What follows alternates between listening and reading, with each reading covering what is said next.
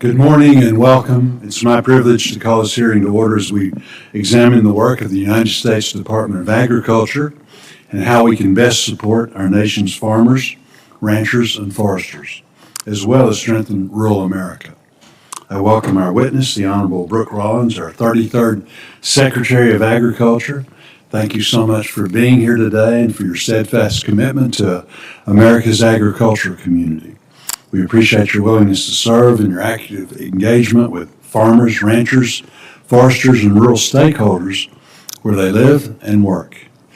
Those conversations provide valuable insight into the challenges and opportunities facing the men and women who grow our nation's food, fuel, and fiber.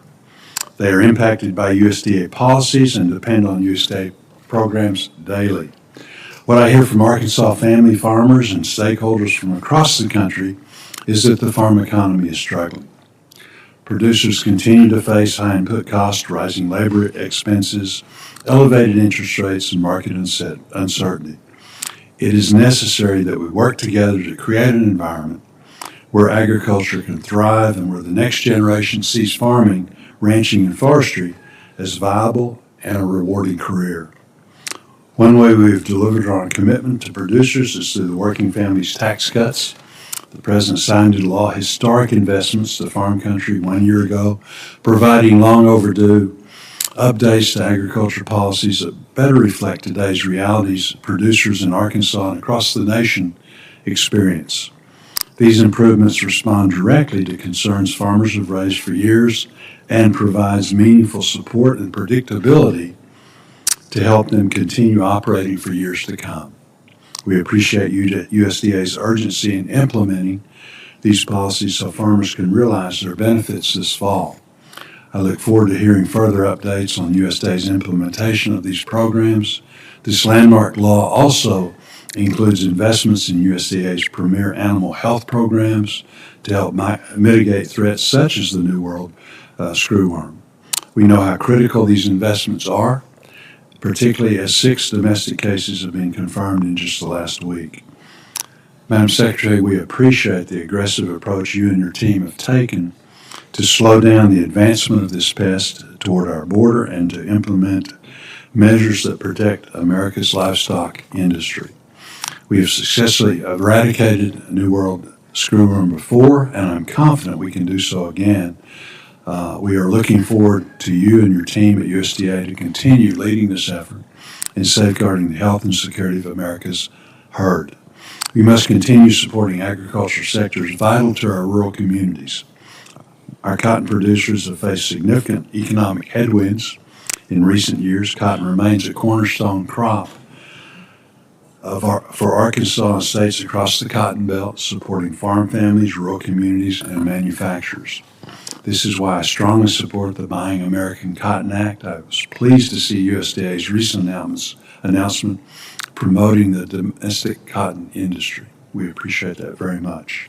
At a time when our producers are competing in a challenging global marketplace, we should be doing everything we can to support American-grown products and the hardworking men and women who produce them.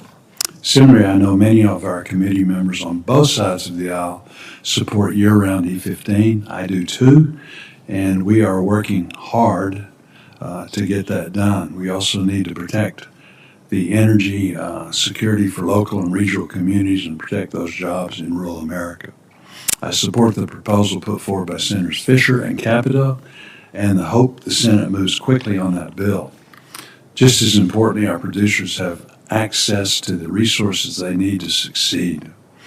Fertilizer remains one of the most significant input costs facing farmers, and they are seeing dramatic rises in cost and are concerned about future availability. The results of the American Farm Bureau Federation survey this year underscores the concerns I continue to hear from producers in Arkansas and across the country.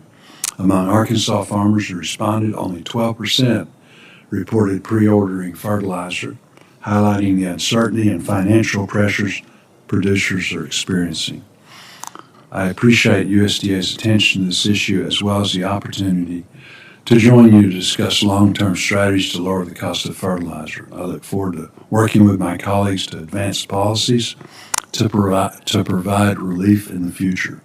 We have a tremendous opportunity before us to update farm policies and Farm Bill 2.0. I look forward to releasing text very soon that incorporates many bipartisan measures and, just as importantly, the priorities of farmers, ranchers, and foresters, so they have updated policies to meet their needs. I am hopeful we can deliver a farm bill that farmers, ranchers, foresters, and rural communities deserve. Lastly, I remain committed to advancing the farm assistance package Senator Hove and I proposed in January. There are many additional challenges that have risen since then that demonstrate the urgency to provide our producers, including our specialty crop producers, with more support. Again, thank you very much for being here, and I look forward to your testimony. I now turn to our ranking member. I think she's more than that, but turn to Senator Klobuchar for her words of wisdom. Well, thank you. Thank you very much, Mr. Chair, and thank you for being here, Secretary Rollins, and thank you, Mr. Chair, for leading with the hope that we can move forward on a bipartisan farm bill. I appreciate you wanting to ramp up a number of the bipartisan proposals that we have to include. We had a very good meeting with you, with our members. I think people made it clear they're concerned about the inequity of the SNAP shifts to the states, with the big error rate states getting off for 2 years and then the entire Midwest not. And we're hoping once we get the numbers, especially at the end of June, that from the USDA, the final numbers, we might be able to make some changes there, which unite our members, as well as many other issues. I also appreciate you raising the E15 issue, Mr. Chairman, and your support for it, Secretary. The House, as we know, has passed this. I'm also supportive of the bill that you mentioned and have been one of the leads on this. And, you know, this is something that could be voted on separately because of the committee jurisdiction, that we could even do sooner rather than later. And I think it would really be a smart move to get this done very near, and I hope you bring that not only back to the USDA, but to the administration to push so that we can get a vote on that very soon. I do want to thank you for the USDA's expedited disaster assistance for farmers, Secretary Rollins, for the losses in 2023 and 2024, and the payments in April, which Senator Slatkin and I had urged. Getting this second payment put over $700 million in Minnesota farmers' pockets this spring. I also want to address the recently confirmed cases of New World screwworm here within the U.S. in Texas, New Mexico, and I recognize the administration's ongoing response, working with animal health officials as well as livestock stakeholders. And clearly we need a long-term response. I continue to be concerned about some of the reorganization's cuts to USDA, how that could affect our long-term response. Senator Lujan and I will be doing a letter on that immediately after this hearing has concluded. And I'm sure he will ask some questions, as will I. Secretary Rollins, since your last appearance before the committee, it has been a turbulent time for farmers, ranchers, and really all of rural America. Unfortunately, I believe that much of this turbulence could have been entirely preventable. I've been clear that the administration's across-the-board tariffs have been terrible for farmers. The IEEPA tariffs added nearly $1 billion in cost to critical inputs like fertilizers, seed, machinery, and chemicals from February through October of last year. These tariffs, rightfully struck down by the Supreme Court, were so unnecessary, given that the legality, the constitutionality of them were in question from the very beginning, and thus they added so much uncertainty and cost. Now, unfortunately and unnecessarily, the president has chosen to bulldoze ahead with more tariffs at great cost to the economy and more uncertainty. In addition to the chaos from the tariffs, the unilateral decision to start a conflict in the Middle East is causing real and direct harm to farmers and consumers in Minnesota. 1 year ago, the average price for a gallon of diesel in my state was $3.40. Today, the average is $5.13. That is a 51% increase in a single year. And just this morning, we got the Consumer Price Index numbers for the country, up 4.2%, and that is up from the exact inverse 2.4% that we were seeing before the conflict began. I'm also concerned of the edge that this war has given Russia and China and other countries that are not friends of the U.S. In the global battle for competitiveness because of the fact that we are so reliant. I met with producers on the Tate Farmer family farm in Cannon Falls, Minnesota, where I heard from producers that the skyrocketing cost of fertilizer is threatening their operations. As we all know, nearly half of the global urea and 30% of global ammonia exports used in nitrogen fertilizer supply chains move through the Straits of Hormuz. Earlier this spring, the Farm Bureau highlighted the financial strain farmers are experiencing, estimating that 70% of farmers couldn't afford all the fertilizer they needed. Of the farmers they surveyed, 94% said their financial situation has worsened or flatlined in the past year. This morning, a number of us met with key economists, expert economists, about the long term here. And what they told us, this was not really a political-based meeting, was just that even if the Straits of Hormuz were opened immediately, the long-term effect of going through our reserves, as we have done globally, is going to keep these prices high. As I've said before, this is a perfect storm of ugly, to quote one of my soybean farmers. From the fuel and the fertilizer costs to the tariffs, it has made it really hard for our growers, especially our small growers, who do not have the reserves to make long-term business decisions with any confidence. Secretary Rollins, many of us believe that you can be a voice of reason when it comes to these issues with the administration. We know that you have expressed views in the past about the effect this is having on the farm economy. But right now, I fear, and many of us fear, and many of farmers fear, that these voices of reason are falling on deaf ears because on top of the decisions to go into this unilateral war and just to continue these tariffs, we have just seen such pandemonium when it comes to the response and so many bad effects on rural America, from the decision not to extend the Affordable Care Act tax credits, which are percentage-wise more relied on in rural America, to many of the decisions that have been made to reduce staffing, whether it's Social Security or USDA, that people in rural America rely on. My concerns with the USDA right now is this pushing forward of a reorg plan right in the middle of all of this mess. The department has already lost around 20% of its employees, meaning fewer FSA staff to process farm loan and disaster aid applications, just at a time when farmers are facing more problems than they were the year before, the year before, the year before.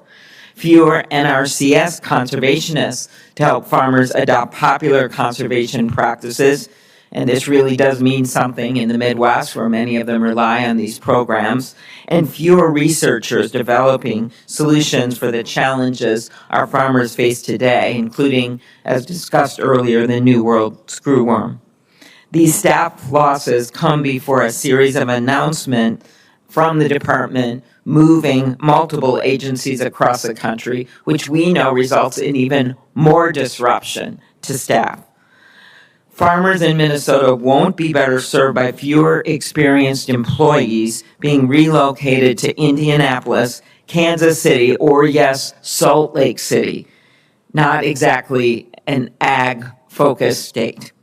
Instead, I encourage the USDA to prioritize staffing local county offices and ARS labs to help farmers access services and tackle issues they are facing right now. The department's reorganization proposal will significantly affect the ability to provide services to USDA stakeholders and the lives of the employees. We are asking for transparency and an open dialogue with the shared goal of ensuring the USDA is efficient and effective in its mission. Our concern is doing this right now in the middle of what is clearly some of the biggest headwinds that we've seen coming at agriculture and at rural America is a huge mistake, because it will mean, of course, less staff to deal with it, less experienced staff to deal with it, and a necessary disruption to serving our farmers. So I look forward to hearing from you today, and I appreciate the members that are here and their input as well. Thank you. Thank you. It's my pleasure to introduce Brooke L. Rollins, the 33rd Secretary of the United States Department of Agriculture. Secretary Rollins is originally from Glens Rose, Texas. Most recently, Secretary Rollins served as the founder, president, and chief executive officer of the America First Policy Institute, AFPI. During President Trump's first administration, she was the director of the Domestic Policy Council and assistant to the president for strategic initiatives in the White House. She also served as director of the Office of American Innovation. In these roles, she developed and managed the transformational domestic policy agenda of the Trump administration, leading to historic achievements for the American people. Rollins graduated with honors from Texas A&M University with a degree in agricultural development and was the first female to be elected student body president. After earning her Juris Doctor with honors at the University of Texas School of Law, she served as Governor Rick Perry's policy director before running the Texas Public Policy Foundation for 15 years. At the foundation, Rollins elevated a small policy organization to a national force and redefined the possibilities for a state-based think tank, setting the model and aspiration for AFPI. Rollins and her husband Mark call Fort Worth Texas home and spend the majority of their free time taxiing their 4 very active children to baseball games and cattle shows and piano lessons and Aggie football games. We appreciate you being here. I think the only thing they left out were your former barrel racing days, That's right. which we can be proud of. So again, thank you for being here, and we look forward to your opening statement. Thank you so much, Chairman Bozeman, Ranking Member Klobuchar, and distinguished members of this committee. In less than 1 month, we will celebrate the 250th anniversary of the adoption of the Declaration of Independence. And its principal author, Thomas Jefferson, once noted that agriculture is truly our wisest pursuit. If we are to secure land and liberty for future generations, we must fight for American agriculture together with every fiber of our being. And we are. Our efforts over the past 17 months reflect the Trump administration's commitment to ensuring that America's food supply remains the best in the world. It's safe, it's reliable, it's healthy, and it's affordable. Last Friday's jobs report beat every economist's forecast when 172,000 jobs were added in May, cementing the Trump economy's record of delivering for American workers month after month. In fact, more people are working today than ever before in American history. Further, 30-year fixed mortgage rates are down, and our deregulatory efforts are projected to save Americans a collective $212 billion, or roughly $2,500 per a family of 4. For our farmers, that's a big number. By contrast, we know in the previous administration, average home prices rose 25%, 30-year fixed rate mortgages rates were up 194%, national average gas prices peaked 124% up, and food prices up 23%. And notably, for this committee, farm income saw the largest dollar value loss in history of our country, as it fell over $90 billion from 2023 to 2024. Further, commodity prices plummeted from 30-year highs in the last administration. And of course, we saw 0 new trade deals while inheriting a $50 billion agricultural trade deficit after leaving with an $8 billion agricultural trade surplus just 4 years earlier. While we cannot reverse this trajectory for ag overnight, we can and we will continue building upon the progress that has already been made. Last year, President Trump and congressional Republicans delivered the Working Families Tax Cut Act, a historic piece of legislation and a victory for U.S. agriculture, which increased reference prices for the first time in more than a decade and saved 2 million family farms from the death tax, among so many other wins. Moreover, President Trump has already secured 19 new trade deals in just over 1 year, helping us slash that $50 billion agricultural trade deficit by almost 50% from just 1 year ago. So think about what that means for our producers. As we expand opportunity over the long term, we are also providing farmers with our short-term support today through the Farmer Bridge Assistance Program, the Assistance for Specialty Crop Farmers Program, and others. USDA has delivered tens of billions of dollars in targeted direct relief to help our farmers manage natural disasters and temporary market disruptions. We are also helping our farmers manage the input prices, the cost of which we know exploded under the last administration. Under Biden, fertilizer prices surged more than 50%, on average, reaching 99% at their highest peak. And I know we're going to talk a lot about fertilizer today, but even after the Iranian conflict and even after the closure of the Strait of Hormuz, fertilizer today is still less than what it was in the peak of the Biden years. President Trump has activated our entire cabinet on this particular issue, and we can talk more about that today. Truly affordable domestic inputs are a matter of national security. Our ability to feed ourselves is fundamental to our freedom in this country. That's why we launched for the first time ever our Farm Security Action Plan last year, integrating agriculture into America's national security strategy for the first time ever. We are determined to protect the security and integrity of everything we are responsible for at the USDA, including the federal nutrition programs that constitute our largest expenditure. When it comes to rooting out SNAP fraud, in just over 1 year, we have already made 900 arrests. This is through USDA, pursued over 120 convictions, and have $132 million in restitution. And we're literally just getting started. We're also working to protect our producers from diseases and pests that threaten their livelihoods. Very quickly, before I get into screwworm, let's talk about the avian influenza, the HPAI, with our chickens. Since last year, when we launched that plan, we have seen a 41% decrease in HPAI and a 51% decrease in total birds affected. We still have a ways to go, but we're making progress. And this year is no different, and I'm going to talk, sir, about the New World Screwworm just at the outset, and then I'm sure we'll dive into it more. We continue to prioritize defeating the New World Screwworm. Over the past week and a half, USDA has confirmed 6 cases of the New World Screwworm within the U.S., all but one in the south of Texas. I was just in Texas 2 days ago to inspect a USDA research facility that we just opened 2 weeks ago, developing new technologies to combat this pest, and we'll be back tomorrow on site in South Texas in La Pryor to visit that ranch and talk more about what we're doing. The Biden administration's open border policies, combined with the Mexican cartel's refusal to crack down on that through South and Central America, allowed the screwworm to move north for the first time in 50 years, beginning in 2022 when the Darien Gap was breached, into 2023 when the screwworm began moving at rapid pace up through Central America and hitting Mexico in 2024 under the last administration. We know this development is a serious threat, but it did not catch us off guard. We've established the 20-kilometer movement zone, expedited targeted release of sterile flies in the affected area. We've increased the trapping for flies along the border and ramping up surveillance. But more importantly, I think for this committee is very quickly, Senator Bozeman, I want to talk about over the last year what we deployed.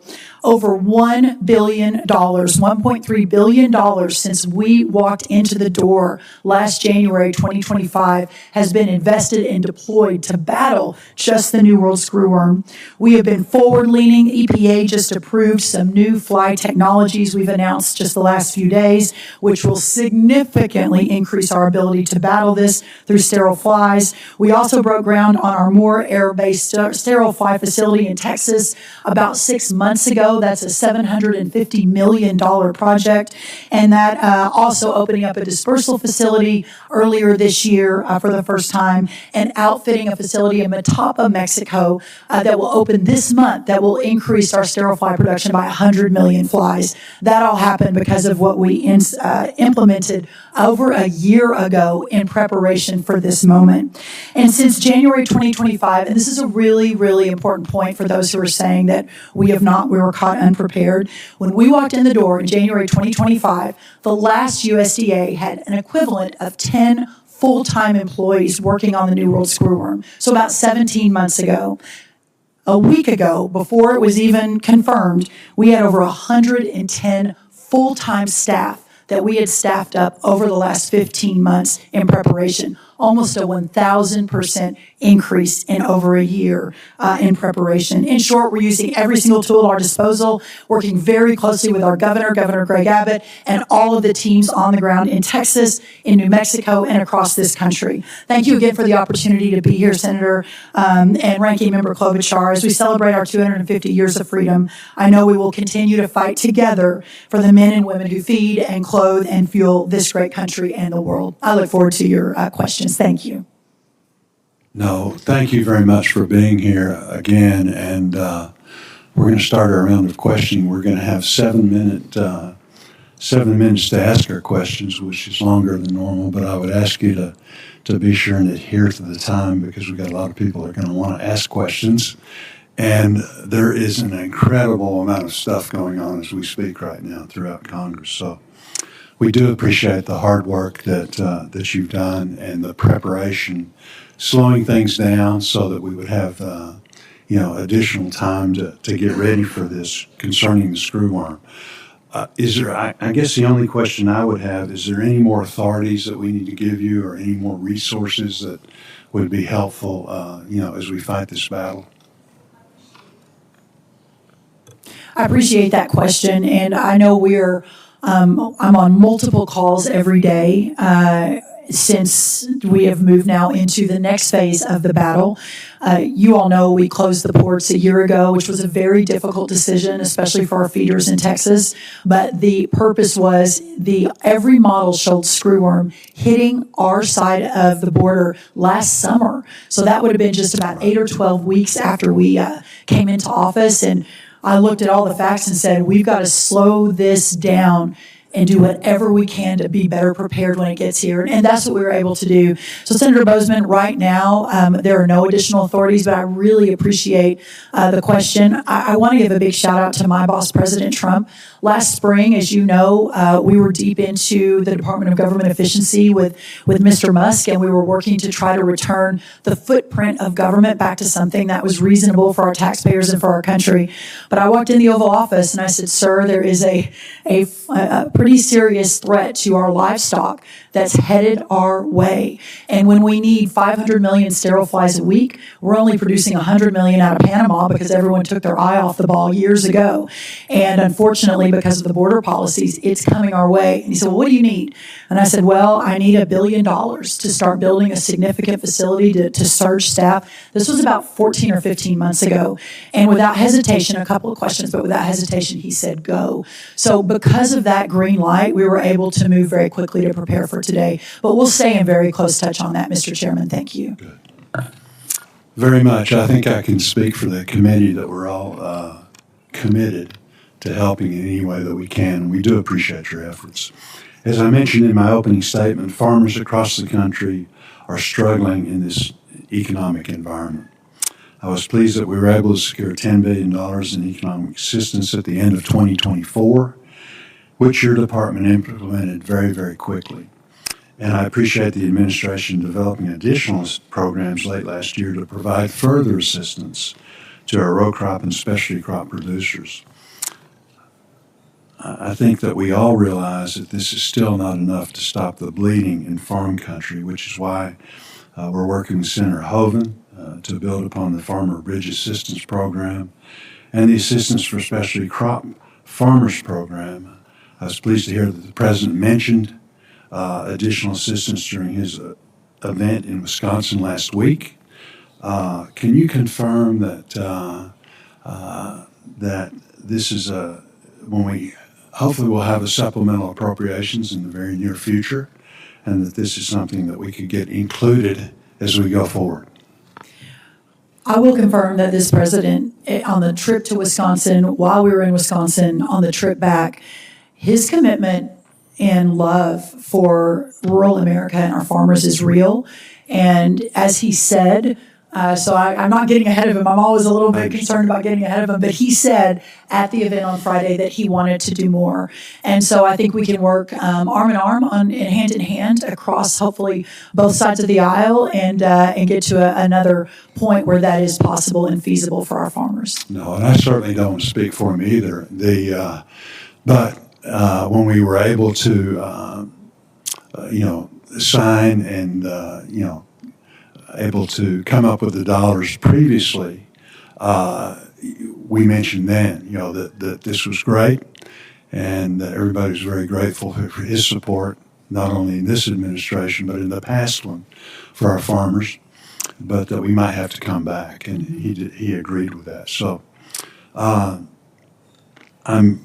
very pleased that the administration is being aggressive in negotiating new trade agreements and putting high priority on opening markets for ag products in these negotiations. I commend the administration for completing 19 agreements since the time President Trump took office. I also firmly believe that in addition to strengthening our export markets, we must build demand here at home. As I mentioned in my opening statement, I support legislation aimed at increasing domestic demand for ag products like the Buying American Cotton Act, the Fisher Capito Klobuchar year-round E15 bill. What other actions is the administration taking to increase domestic demand for our American ag products? Are there areas in which the Senate and administration can work together on?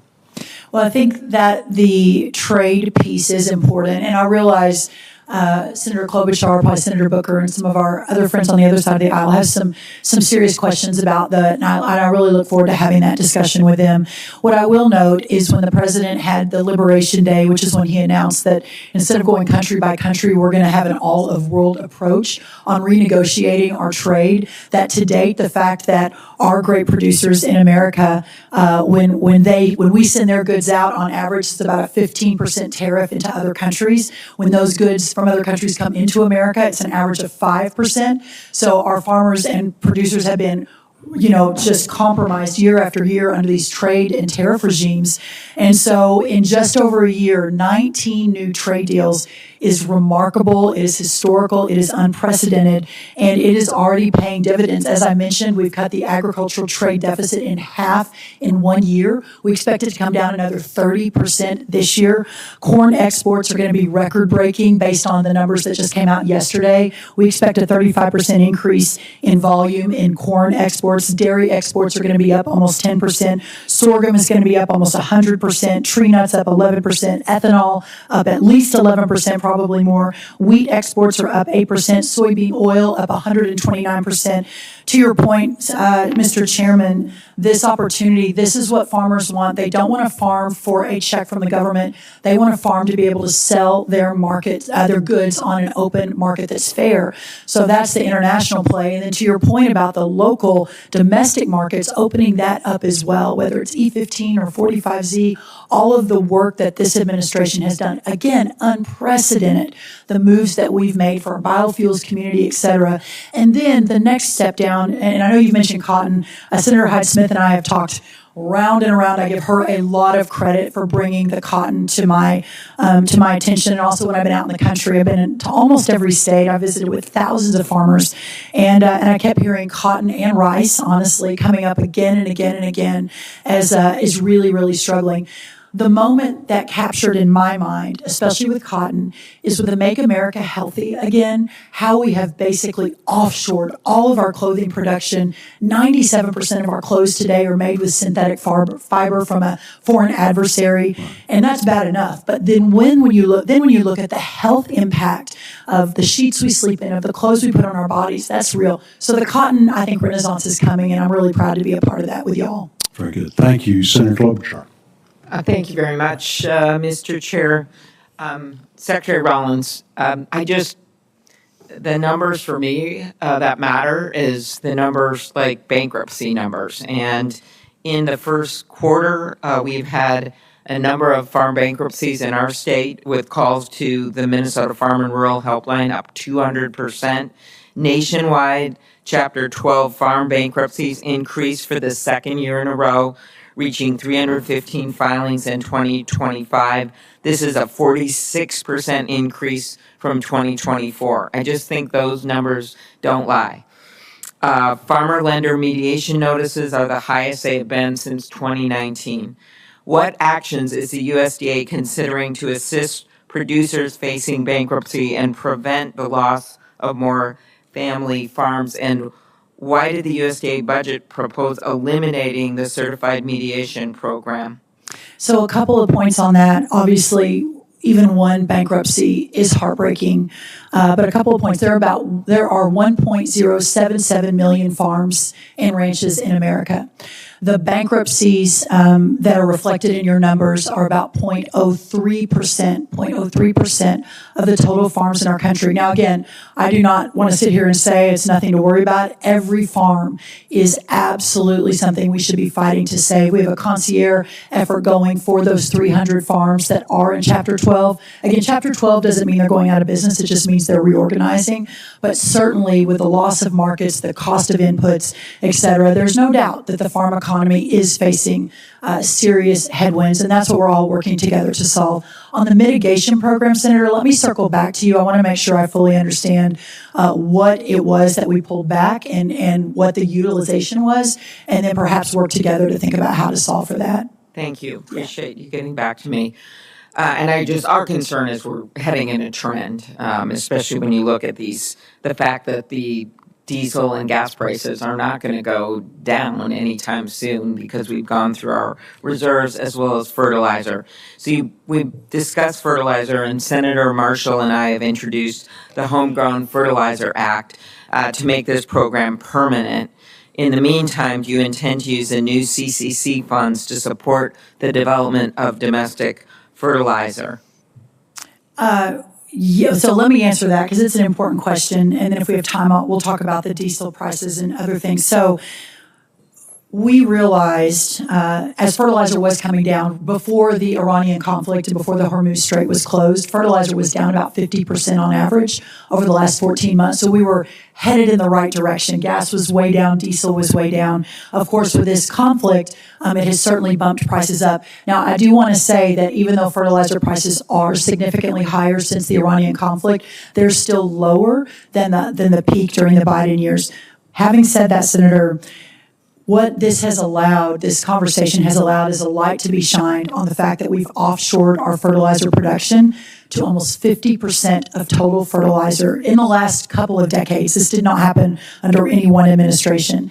And so as we've seen that offshore that happened, it's a national security issue. It's obviously a cost issue for our farmers as well.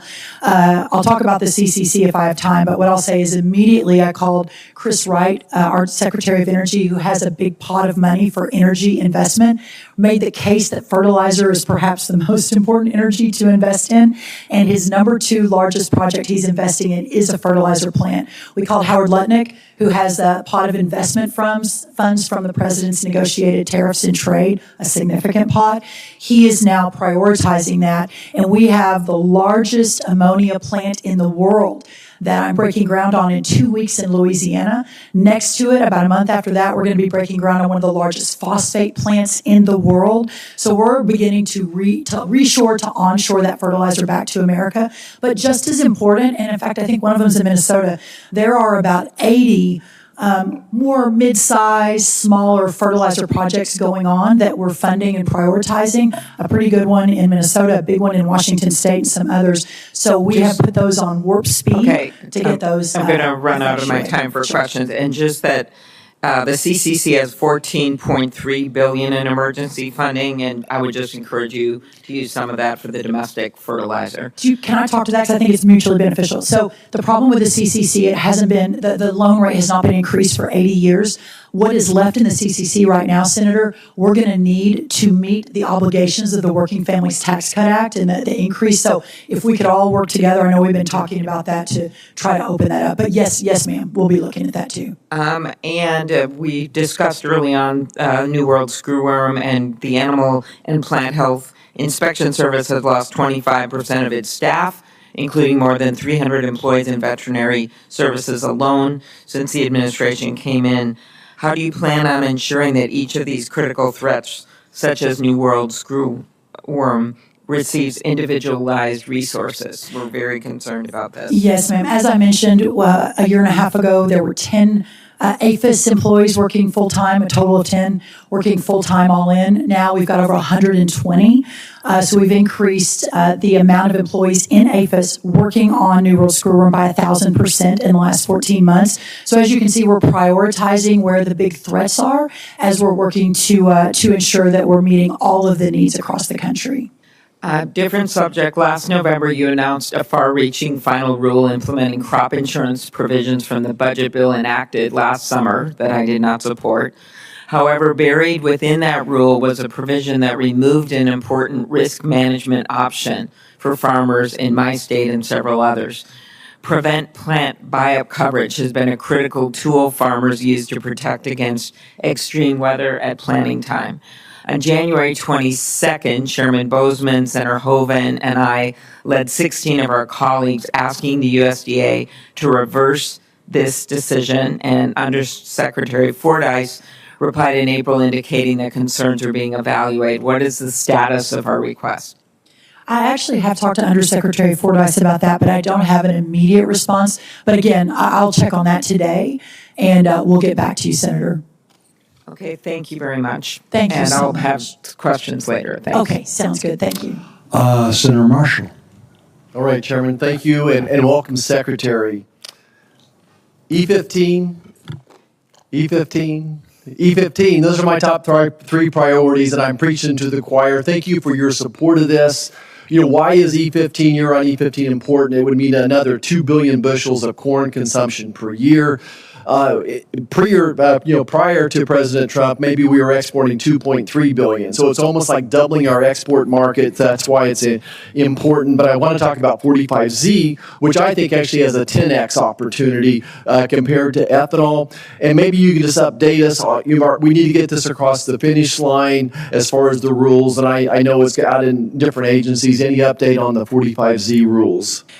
Obviously, there's multiple hands in the proverbial rule pot in the administration, but it is a top priority for me personally, and certainly my partners around the cabinet understand that. So it is imminent, forthcoming. I don't want to give you an exact date, but it is coming hopefully very quickly.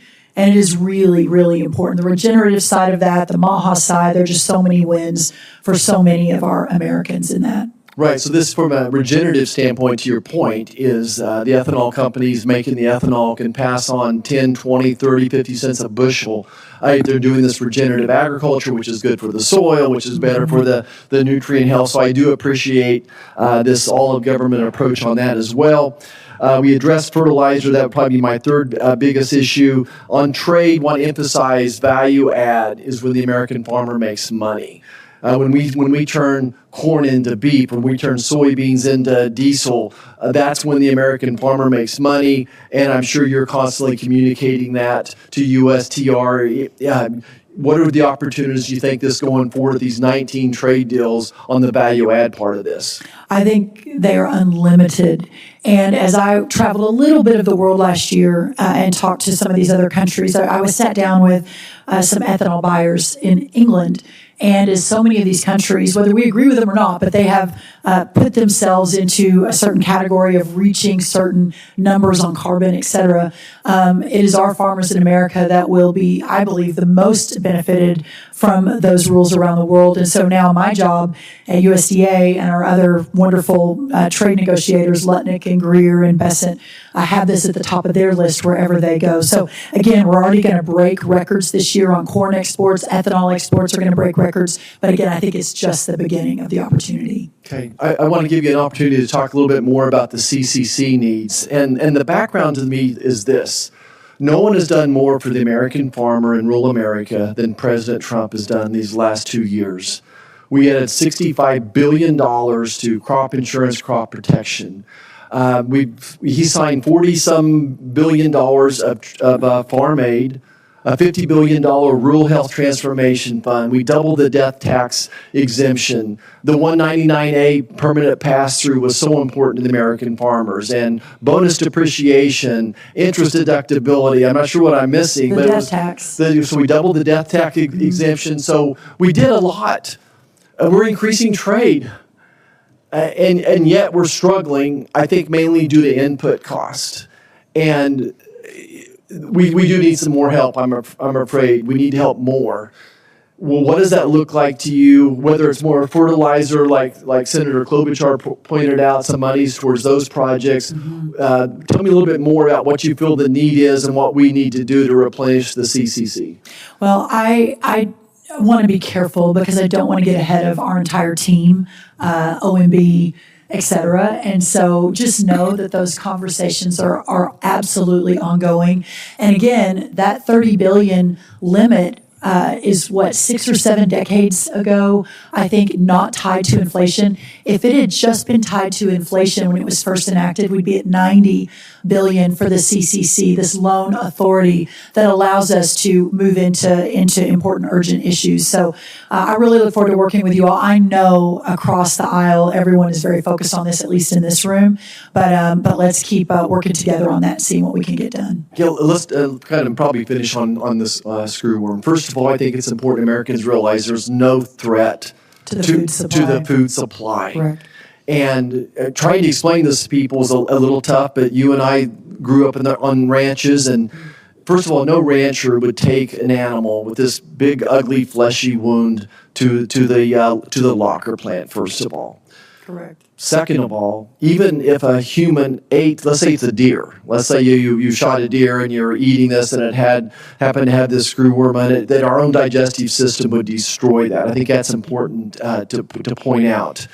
I think it's important to point out that we saw this coming under the previous administration and they refused to respond. When you let millions of people migrate through Central America this way, we saw the screwworm just come with them, whether it was on their pets or maybe they were bringing livestock. And unfortunately, in visiting the border before, I saw so many of these people with open flesh wounds themselves that could have been one way to get it across the border. We saw it happening. And we were down to just basically a male mosquito screwworm fly being sterilized in Panama. But the next step, so we sat on it, we prayed about it, we tried to monitor it, but you also invested money in the laboratory in Mexico. As soon as, like within days after you took office, we talked about this. So take us through that process of what we've done in Mexico. Again, you had a time to touch on it. So the second you get into office, you're on this. So just run us through that again. Yeah, Senator, thank you. We saw it coming. The fact that it had been out of America since 1966, had been out of Central America and down past the Darien Gap for more than 30, 40 years. I think that that as it began to make its way north, starting in 2021, 2022, it gets into Central America. 2023 gets into South Mexico, and of course 2024 begins to make its way through Mexico. Again, you need about 500 million sterile flies to eradicate. Once it was pushed past the Darien Gap back in the 60s and 70s, people just stopped, we stopped making the sterile flies. We got down to the 100 million in Panama. Within a matter of days, we got approval from the president I was sort of shocked that the last USDA really had no plans, hadn't really done anything. Said, we've got to build our own facility in America that will produce between 300 and 400 million flies per week so that we never let this happen again. Understanding that as a radiated facility, it normally takes a couple of years for permitting. Pete Hegseth, God bless him, and our Army Corps of Engineers permitted that facility in just 60 days, I believe, and then we broke ground, contracted within another month or so. So we have shaved years off of that timeline. But in the meantime, the Matapa facility was a fruit fly facility in Mexico that Mexico agreed to let us pay for, let us outfit. We started that last summer, and it is ready this month. That will be another 100 million flies that are coming online. So there's a lot of movement and a lot of money that has been invested to prepare for this moment. Great. Thank you, Chairman. And I'd love to come back and talk about the life cycle of the screwworm. The poor females only get to mate one time, and then they die. This is true. And that's the why males, it's unlimited. That's why these sterile smells are so important and why it works. So the science is there. We don't need to study it. We've got cures. We got this. That's right. Thank you, sir. And the food supply is 100% safe. This is not a disease. It's not a virus. It's a fly. So that's right. It's good to have an expert on the committee. Yeah. Senator Booker. I'm sorry. Hold on. Senator Welsh. Now let's go with Booker. Good morning. All right, I'm gonna deny this if anybody quotes me, but Secretary, I think you're doing a pretty good job. Oh, thank you. We'll keep that on the down low. I don't think your microphone's on, so I'm not sure anyone heard that but me, but I will take that. Thank you so much, Senator. Here's the thing.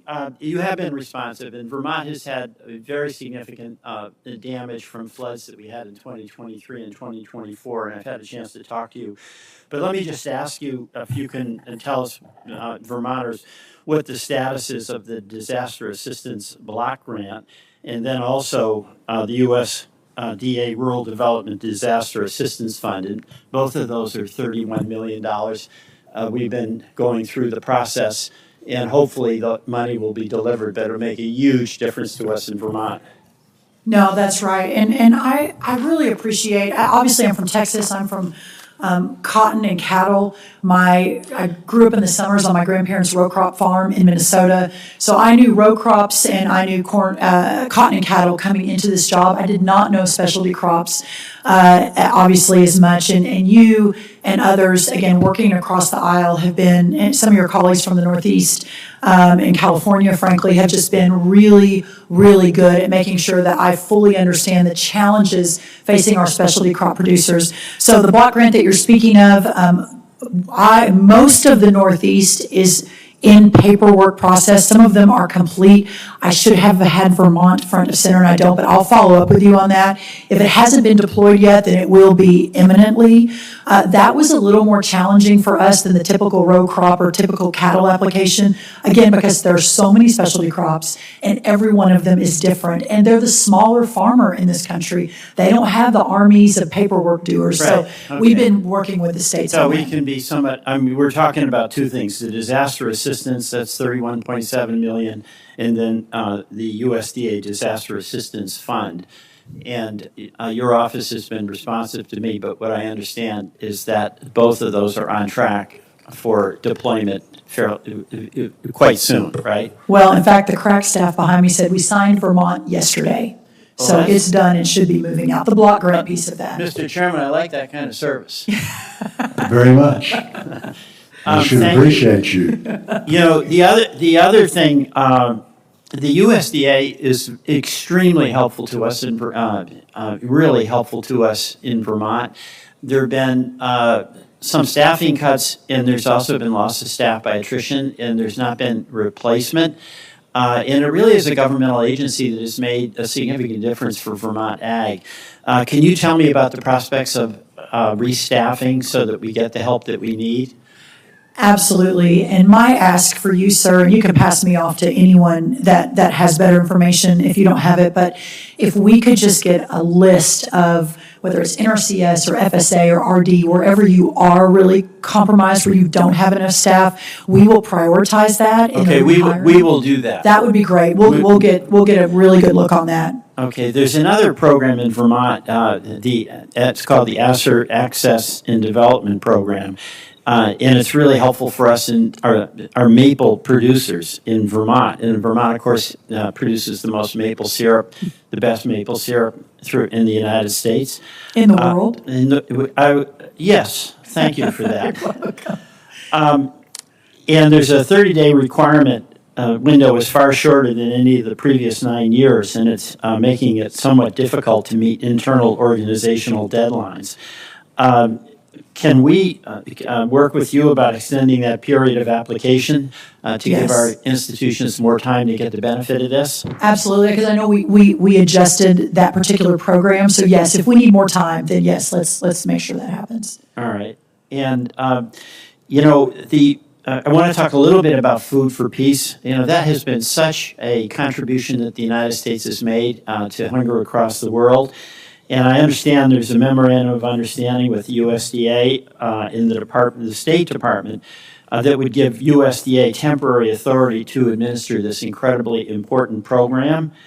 And can you just describe this and the steps that you would take to make certain that the goals of the Food for Peace program continue to be met with this organizational restructuring? Yes, it's my understanding our Undersecretary for Trade, Luke Lindbergh, has really driven that, and I think it's been a successful transition. We talked about this in my confirmation hearing a year ago, and it actually happened, and we're really happy to take the program and do with it what we could. If you've heard differently, please let us know how we can improve, but really glad to have it. I think it probably needs to be codified at some point because it's just under an MOU, so it may switch back, but we're fully in support of moving it to USDA fully. I'm going to be quick because I only have a couple of minutes. Just on the net, you were mentioning organics and vegetables. The certification program that farmers have to go through in order to get organic status, there's been a cost share, and what I understand is there's a move now to increase the burden or the share of costs that the farmer has to bear. And I want your cooperation on that because I think that increasing that cost to our farmers is going to diminish the ability of farmers who do want to make the choice to go to organic to do so. Can we work with you on that? Yes, of course. And I know the Working Families Tax Cut included extra money for that program. So, yeah, we'll look forward to building that out. You know, and then finally, this is not anything that you have control over, but I am so alarmed and concerned about the well-being of agriculture, not just in Vermont, but across the country. I agree. You know, a graph that you provided, your office provided, shows that in all the big commodity crops of all my colleagues, it's costing the farmers more to produce than they're getting paid. Mm-hmm. And that is just not a sustainable situation. That's right. And, you know, some of the costs are related to tariffs. That's not your policy, but it's having a big impact on the input cost, fertilizer. The tariffs also have had a big impact on losing markets for a lot of our agriculture committee, especially in the Midwest. And I'm not going to ask you to defend those. That's not your decision or choice. But I just want to express to you that I am really concerned about the well-being of agriculture in this country, where farmers have to pay more than they're getting paid for the crop that they make. Mm-hmm. And also, I think this committee has to address this, Mr. Chairman. You know, our farmers create an immense amount of wealth. They just don't get any of it. That's right. And that is not right. Mm-hmm. So I think you agree with me on this, but I just wanted to make that statement. Thank you. Thank you. And if I may, just very quickly, Senator Bozeman, and I know, Senator Welsh, you and I could disagree on this, but from my perspective, having watched the tariff and the trade negotiations around the world, it has opened up these 19 new trade deals, the highest corn exports on record, highest tree nuts on record. We've cut the agricultural trade deficit that we inherited, about $50 billion, in half in just 1 year. So I understand it's been an imperfect process, but we have actually made a lot of strides for our farmers. Thank you, Madam Secretary. Thank you. Senator Tuberville. Thank you, Mr. Chairman. Thank you, Secretary, for being here. This it's a disaster. We all know. We don't like to go back in time, but in the previous administration, we lost 150,000 farmers and 25,000 farms. A disaster. It hadn't stopped. We're still losing because when you have all those high input costs up to this point, the farmers and producers in my state of Alabama, when you have a 4 or 5 year losing streak, in coaching you get fired. Well, in farming, you go broke. And that's what's happening. We're having tough problems. Just one question about the screwworm. Have we opened any of the border in Mexico, either the west coast or the east coast of the border? No, the ports have been closed for a year, Yeah. and that allowed us to keep it out. I think that if we'd opened any of those ports, we would have had it on our side 6 months, 8 months, 10 months ago. Are you putting the fly traps, wherever you call them, all along the border? Where are they? They're all along the border. We have a polygon that gets adjusted every day. So on Wednesday of last week, when the calf with the first confirmed case, a 3-week-old calf in La Pryor, Texas, was confirmed, we, within 4 hours, were dropping 8 million sterile flies right on top of that ranch, and they have had no other cases. And this just proves the efficacy of the technology. So yes, we're constantly moving based on where the cases are popping up. And this month, again, we'll have more coming online out of Matapa, so we'll be able to expand that. Hopefully with the NovoFly, we'll be able to even exponentially expand it by the end of the year. And then we're moving up the timeline to get that big production facility ready to go, hopefully before next summer. Can our packers and producers make it without Mexican beef? Well, I think the larger question is a good one, and that is that our packers are losing a lot of money right now because we don't have, it's the lowest cattle herd in history of our country. But what's important to realize is that's a worldwide phenomenon, and there's a lot of reasons for that. Listen, in America, there's no question the previous 4 years to us, the ranchers were not number one on the policy list. There was grazing land taken away. A lot of USDA money was shifted to more climate-focused projects, et cetera. You had a lot of issues with a lot of the different pushback on that.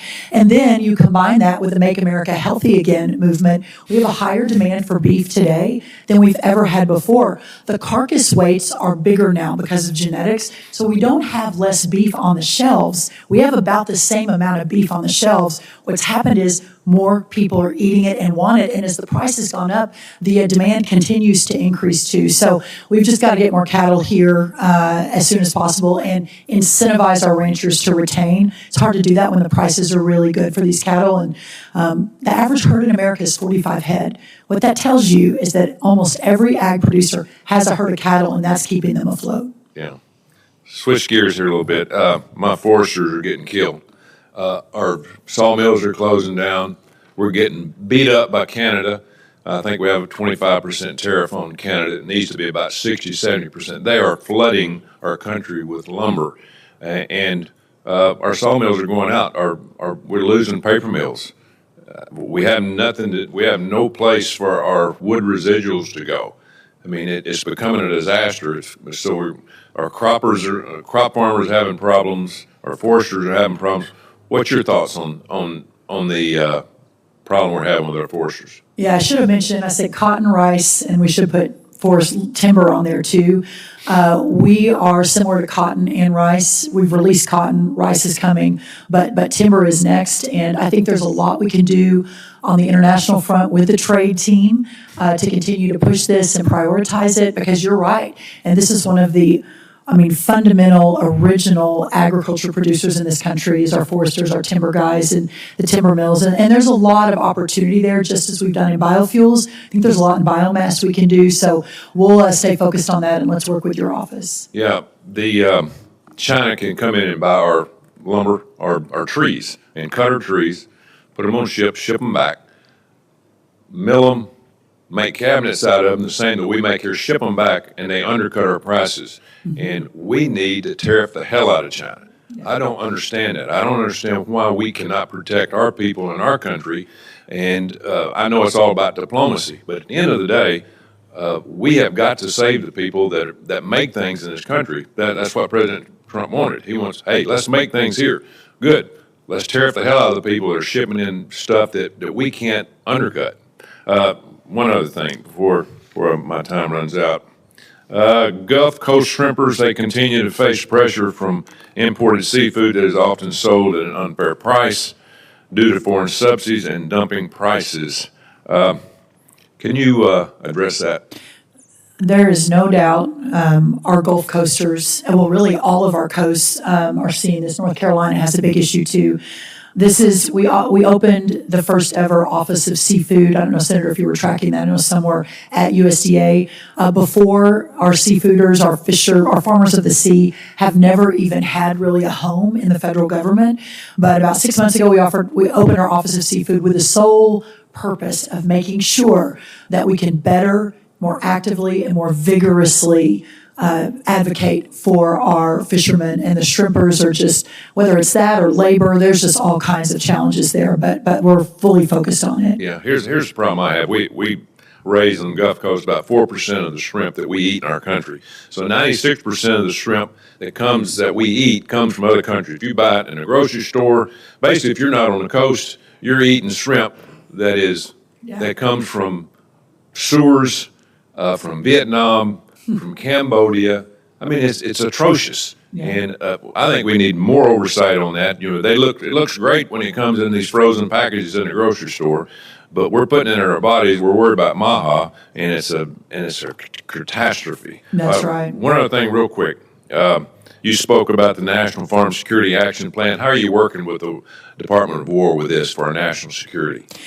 I have been so pleased at not just Secretary Hegseth, but across Secretary Bessent, all of the different cabinet colleagues of mine that have accepted agriculture with open arms and put ag at the very top of the list. I'm now part of the CFIUS committee. I can't believe ag was never part of CFIUS before, the Foreign Investment Relation Committee out of the White House, reviewing everything that's happening in America from foreign entities and adversaries. So it's been extremely positive.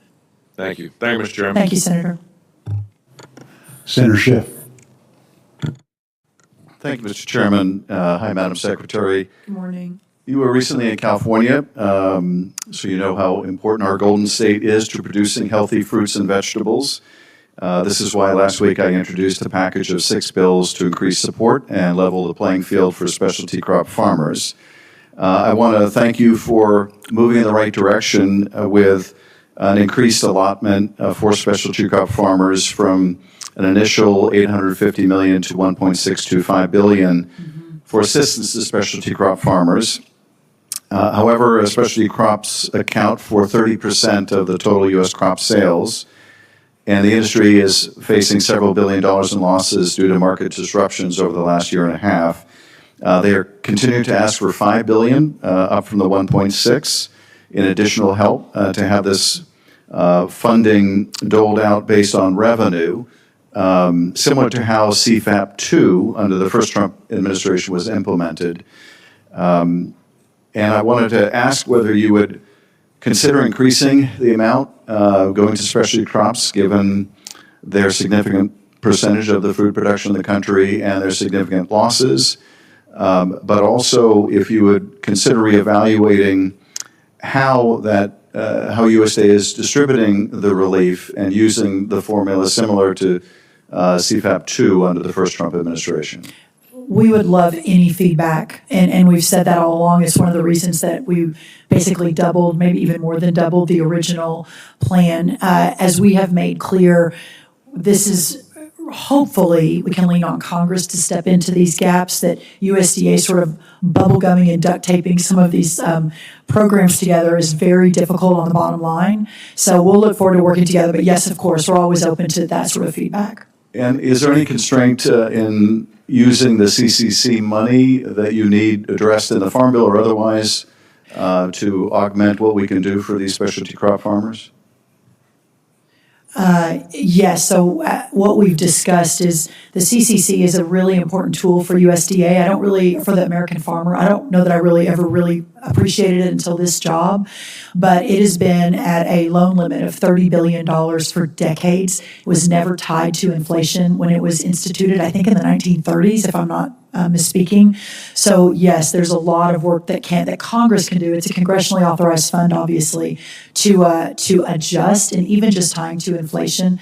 We're obviously talking to Senator Hoeven and a lot of people on this committee almost daily about the importance of that. And the other important point of that, Senator, is that a lot of the really good things that happened under the Working Families Tax Cut Act, the reference price increase, et cetera, that is going to come, crop insurance, crop protection, et cetera, the additional money is going to come from the CCC fund. So we are, we're really stretched right now on the CCC.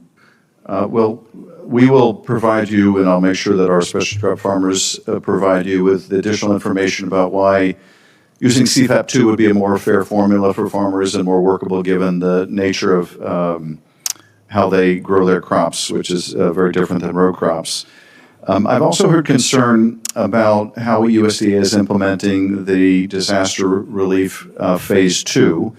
Phase 2 was supposed to be the round that reached specialty crop growers, the ones with shallow and quality losses who couldn't trigger an indemnity.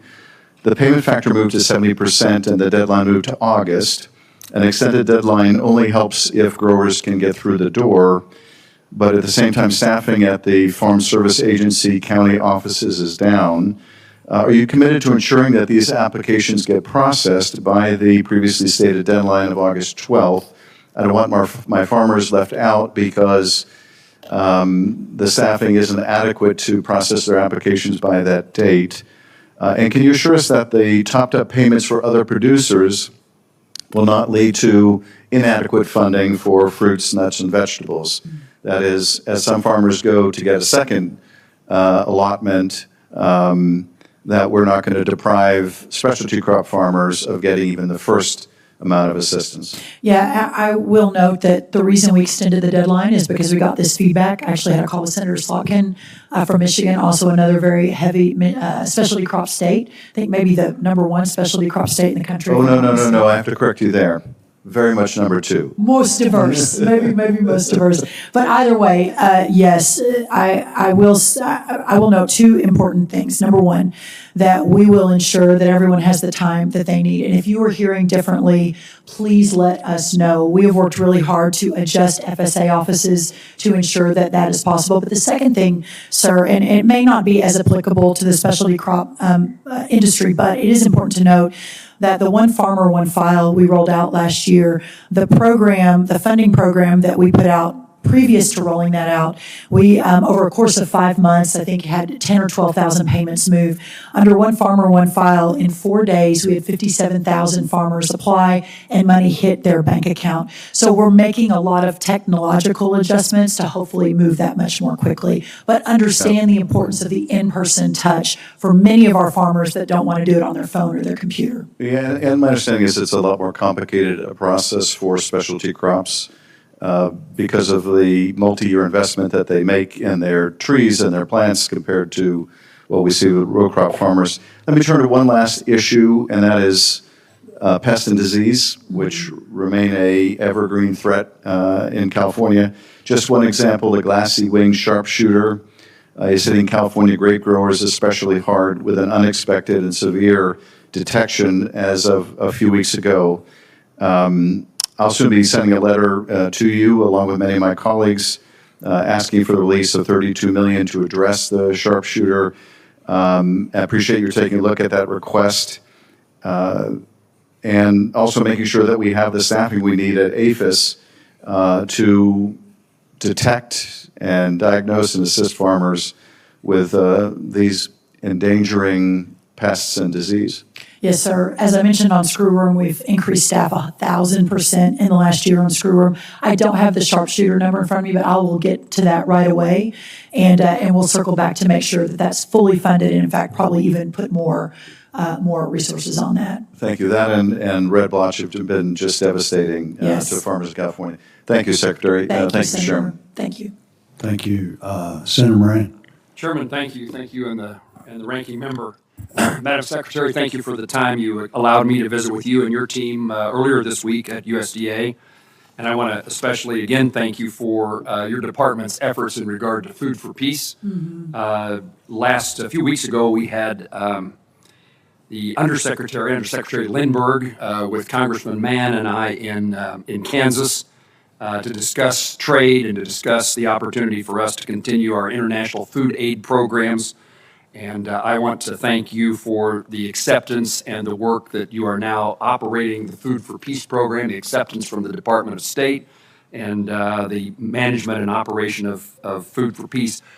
Madam Secretary, I just received a text. This is a photo of people in Hugoton, Kansas, just yesterday, and they loaded 400,000 bushels of grain sorghum Wow. on their way to a port to be used in the Food for Peace program, one of the very first opportunities that this has occurred. Did you say 400,000 bushels? 400,000 bushels. Wow. And we have 4 Kansans dressed in their bright yellow jackets helping in regard to that grain being loaded. That's a beneficial thing economically, but there's an emotional attachment that comes with all farmers, all agriculture producers, in the noble pursuit of their profession that feeds a hungry world. And you should take great pride in Food for Peace under your management. I want to make certain Senator Hoeven has been not my sidekick, but my leader in the effort to make permanent that transfer from the State Department. Secretary Rubio testified in response to my questions last week of his support for this endeavor, and we want to give you all the tools. I would just ask about one thing, that the necessary employees and staff. My understanding is that you're doing the same program with less people, but I want to make sure that the fact that it's a temporary program now doesn't inhibit. It'd be another reason that we could make a case for making it permanent so that you could better hire longer-term employees. That's a good flag. I'll make sure we look at that too. Great. Be sure and tell Secretary Rubio that USDA is doing more with less, please. It depends on the moment whether I need something from Secretary Rubio, but I will be happy to do that at the right time. Kansas, long-time leading state in cattle feeding, and I say that to a Texan. Large numbers of animals are shipped across the country to be finished. Unfortunately, this movement of cattle has also increased the presence of the Asian longhorned tick, another one for us to be concerned about. It's an invasive parasite that poses a threat to our livestock industry. USDA's resources are stretched across numerous animal health priorities, but I want to make sure that we elevate the urgency of this issue to you and to the department as its risks are expanding and present not only in Kansas, but now nationwide. And so I want to highlight that issue. Madam Secretary, I also want to highlight at the same time the importance of the National Bio-Agri-Science Facility in Manhattan, Kansas. It's the replacement for Plum Island, currently managed by the Department of Homeland Security. When it transfers from Plum Island to NBAF, it becomes a part of the Department of Agriculture. It is a part of the Department of Agriculture now, but the task will become part of your responsibility. I wanted you to know that I talked this morning by phone with the Secretary of Homeland Security and indicated in a very brief conversation about the importance of the transition between Plum Island and NBAF, and he indicated a willingness to work with you and to work with us to make sure that transition works smoothly. So it's on his radar screen. I'm actually headed there after this for a meeting on another topic, but I'll bring it up then too. Great, thank you. And then finally, I want to mention about the importance of the haying and grazing of CRP. We've had significant fires, grassland fires in Kansas, tens of thousands of acres burned, significant number of cattle affected, and boy, the challenges of farmers and rural fire departments in fighting fires that across huge expanses. One of the reasons, I was asking when I was in Clark and Meade counties in southwest Kansas earlier this month, why the prevalence of these fires, they seem to be more frequent than in the past. And the answer, at least in part, is CRP. And it's kind of the nature of rainfall in our state. We've been in a multi-year, 5-year drought, but about a year ago we started having rains again, and the grass on the CRP ground grew and became fuel for fires. Unfortunately, the drought returned, and so we had a lot of vegetation that then turned flammable. And so I'd like to work with the department. I'm a sponsor of legislation with Senator Klobuchar and Senator Thune and others in regard to some of these issues about the improvement of the use, the flexibility of using CRP ground. And I hope that we understand that it can be a part of the Farm Bill as we mark up that important piece of legislation. But in the meantime, anything that USDA can do, and the point I would make is, I didn't really realize this. I always have known the importance of haying and grazing CRP ground in a drought and the need for feed for cattle. But the other component of that is that CRP ground needs to be at least grazed to keep it from becoming the source of the fire that kills the cattle or that destroys their feed. So we have a significant opportunity, I think, in CRP to better manage and in the process improve the environment by reducing the chances of fire. Well, and not only that, when you look at trying to rebuild the herd, then we need that land to get more cattle on. So very important at this time, too. That's Yes. right. That's Thank right. you. No, I'll look forward to that, too. Thank you, Senator. Thank you, Secretary. Senator Lujan. Thank you, Mr. Chairman.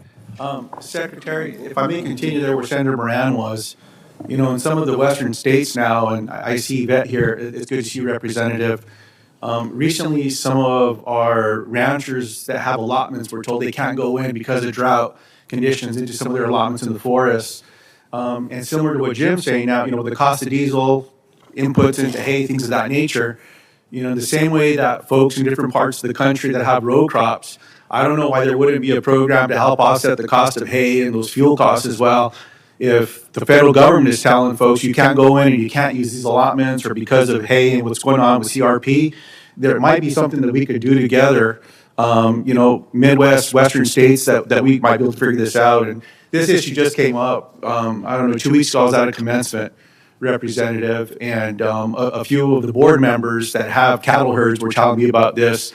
And as you know, different forests treat, you know, different decisions, things of that nature as well. So for whatever that's worth, I hope that that's something maybe we can work on together. I would love that. Yeah. Thank you. Madam Secretary, one of the questions I have, I think several of my colleagues have asked you about it, and we're one of the states where the screwworm is now, as you know.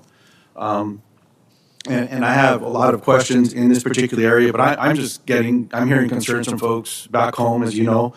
And I understand USDA has set up a 20-kilometer quarantine zone around impacted farms, and they've redeployed staff as well to help with surveillance and response. The question I have is with the nearly 20% reduction in APHIS veterinary staff due to the DOGE cuts, reduction in forced efforts, deferred resignation program with heavier losses in concentrated areas like the Southwest, is that there's just not enough people when emergencies like this come up. And this is an emergency we've known about for a while. Mm-hmm. And with watching that darn thing, you know, get closer to the States and then into Texas and now into New Mexico, my question is, have reduction in force efforts at USDA impacted the ability of the department to respond to the spread of the screwworm?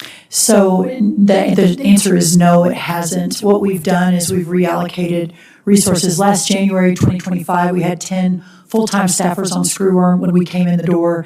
Last week, when we confirmed that case, as in May, we have over 120. So we've increased staffing. This is just USDA. The state of Texas has put significant resources as well. I'm going to call with your governor very quickly to hopefully work with New Mexico to do the same. Just a quick point of clarification. The 6 confirmed cases so far, 5 Texas, 1 New Mexico. The New Mexico case was a dog that was brought over from Mexico. So it has not hit your livestock. It was actually a companion animal that was transported over the border and then brought to a vet in Andrews County, north of Midland.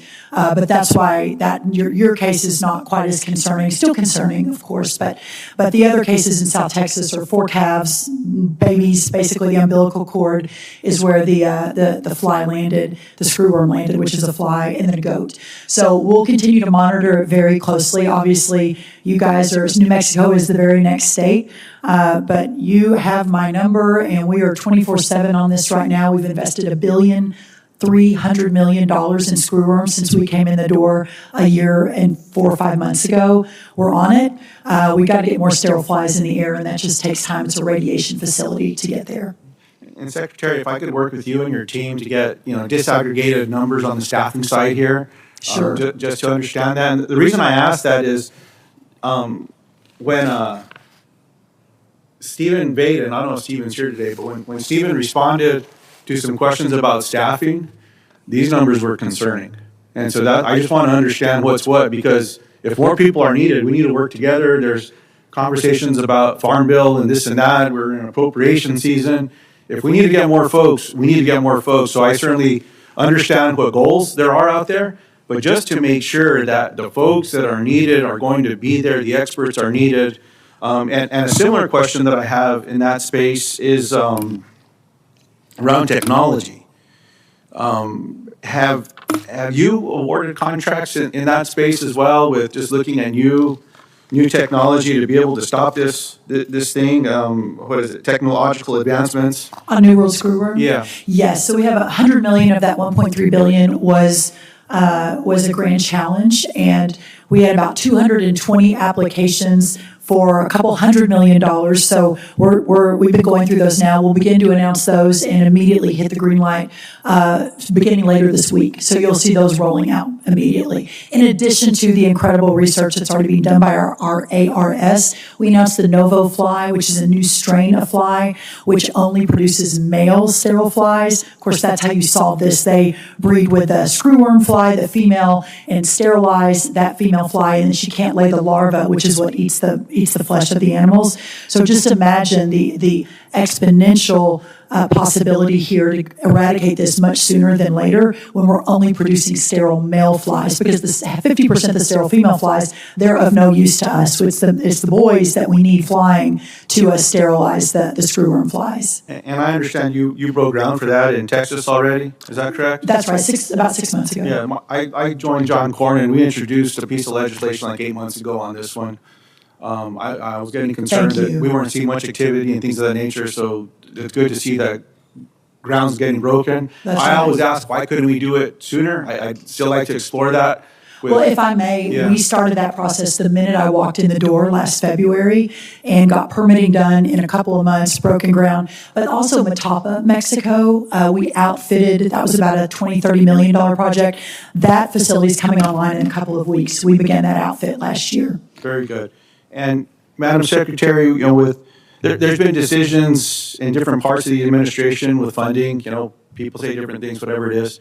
Can I just get your commitment that wherever we see this damn screwworm, those states are going to be prioritized? Like now, I get what you shared with on the dog in New Mexico or whatever, but Texas and New Mexico have had it. So is that a commitment I can get from you? Wherever this thing starts popping up, that moves those states up to the priority with responses. Is that something you can commit to? No, 100%. And that's been the containment effort. Every model, Senator, showed it would hit our side of the border, Texas and New Mexico, by last summer. Yeah. So we've been able to hold it at bay for a year while we've been building out these facilities and staffing up. But absolutely, and the president has been very clear, this is a nonpartisan issue. We've got to protect our livestock industry, our hunting industry, et cetera. So 100%. I appreciate it. And then lastly, Mr. Chairman, just as we close out here, Madam Secretary, when it comes to food and nutrition, look, I understand all the conversations in this space, whether it was Speaker Paul Ryan when I was in the House or everyone that was talking about this stuff. I want to get rid of waste, fraud, and abuse across the board, everywhere. There's kids that are losing meals now.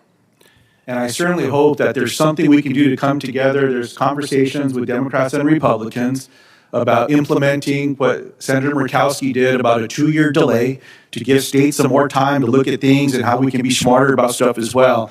I certainly hope that's something that you can embrace, that you can endorse, that President Trump, I can't imagine he wants to see kids not get a meal. No one wants kids to be hungry. And so I certainly hope that's something that we can do together and just say, come on, y'all, let's come together. We have the same goals. We just have different ways of getting there sometimes. So let's just find a way to do this one and make sure that we can do something. I appreciate your response there, and I hope, Chairman, that that's something we can find some commonality with. Thanks for the time today. Thank you, Senator. And Senator, if I may, just one quick point on that.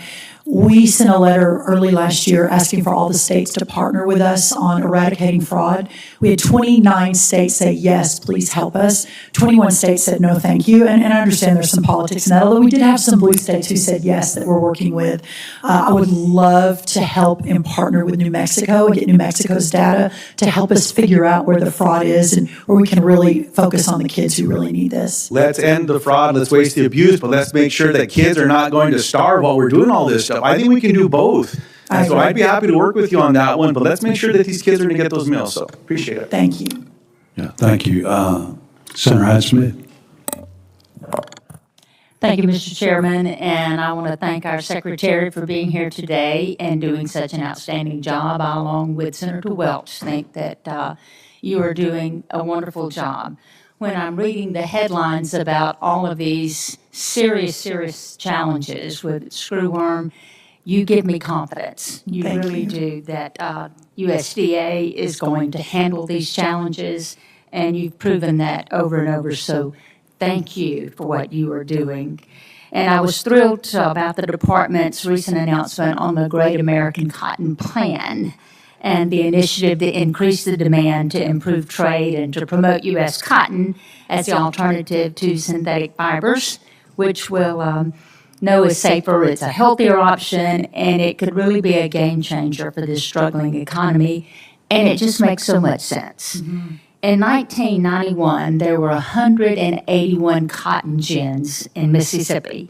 Big Ted Kendall down in Bolton, he still is running his cotton gin that he has for many years.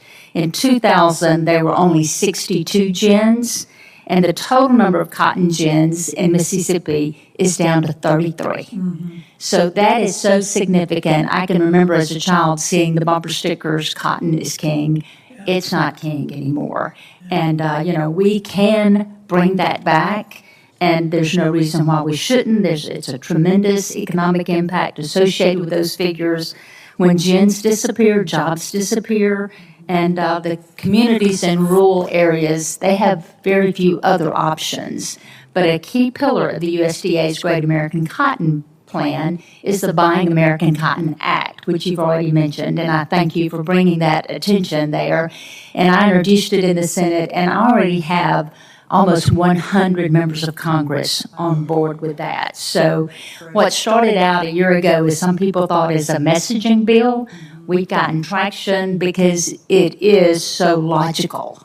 And but thanks to the unique coalition of the Cotton Belt farmers, fashion brands that we all know and have heard of, they've gotten on board. Health advocates and business leaders across the nation, they are just embracing the Buy American Cotton Act, and it's become a major priority for the American producers as well as the retailers. We all love fashion. We all love going shopping. And to think that we're going to have more American cotton in these products because we're buying it anyway, we just want it safer and healthy. And thank you for your leadership on that, because it does represent a key step into restoring the textile industry here in the manufacturing and its supply chains from our adversaries.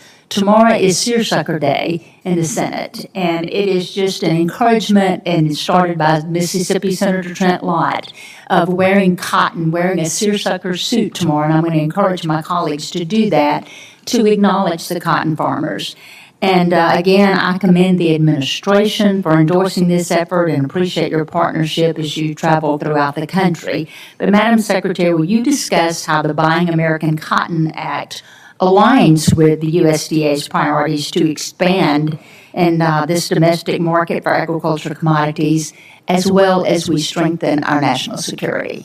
Yeah, your leadership on this has been really incredible, and of course, coming from a cotton state, I had heard before this job all of the challenges. I didn't quite fully understand how really bad it had gotten out in the industry with the mills, et cetera. And it occurred to me that at this moment in time, with Make America Healthy Again, with putting America first, with opening up the markets around the world, with working to reshore and protect American markets, that cotton should be at the very top of that list. And there's certainly been a lot of struggles. And as I have seen with Secretary Kennedy, these incredible commitments. I was just with the IDFA, the dairy team yesterday, and they've made all these amazing commitments to take food coloring out of their ice cream, and to do this with their ice cream, and just to make it healthier again. And my vision with your partnership, probably your vision too, is that all these great American companies should be at the table and say, from now on, I'm going to start with, let's say, 20%. I'm only going to buy American cotton, and then 50%, and then more. And let's get back to the days where most of our clothing, et cetera, sheets, et cetera, are sourced with great American cotton. And then let's talk about it on the world stage, and let's make it a priority as we're out across the world. I think there's so much opportunity there. And this is what our founders envisioned, right? It's the elected members of the people working together with an executive branch that can go out and fight for the American dream and the American people. Yeah, just the hotel industry and towels and sheets. That's right. This is so doable. Would change everything. And, I just am so grateful that we're headed in that direction now, because obviously in the past we took our eye off the ball there. Another topic I want to discuss is something you've spent a lot of time with, the New World screwworm, and that's been confirmed here in the United States that we were expecting and knew it was going to come, and the preparedness that your leadership has put forth to be ready for this. It's outstanding, because we certainly thought it would be here last fall, and, the investments that you've made that, but this pest, this screwworm, complicates the challenge of rebuilding the national cattle herd as well from a low record. And recent discussions about beef imports have concerned me and other members of how it can impact the strength of our domestic industry going into the future. We know the cattle market, it's a global market. It's like any other agricultural market. It goes through highs, it goes through lows, and we do need to ensure we're protecting our industry with only the necessary government intervention, but we've got to address this shortage. That's the only thing that's going to get us where we need to be, because when I go to meetings with cattlemen, I look around the room, and our average is like in their 60s. So we need to incentivize young producers that they want to get into producing fine cattle in this country, and we can definitely do that. I know so many that want to be a cowboy. We just got to help them get there. So, Madam Secretary, what is the administration doing to break down barriers for producers to rebuild their herds, and what should Congress be doing to help you achieve those goals? Well, I think Congress did an amazing thing in the Working Families Tax Cut Act when we increased the definition of a young farmer or rancher from 5 to 10 years. That allows more access to a lot more programs at USDA to undergird and to support and to, vision cast for these ranchers so they see a future in this business, especially the first and second generationers. Obviously, want to protect the multi-generations, but the incentive to get into the business is really important. The magic, if you will, of the Make America Healthy Again movement is that almost $400 million a day that USDA spends in nutrition programs, $400 million a day across 16 nutrition programs, as we're working to localize and get healthier food and real food like protein or great American beef into schools, into school lunches, into the stocking standards for our retailers that are taking the SNAP program.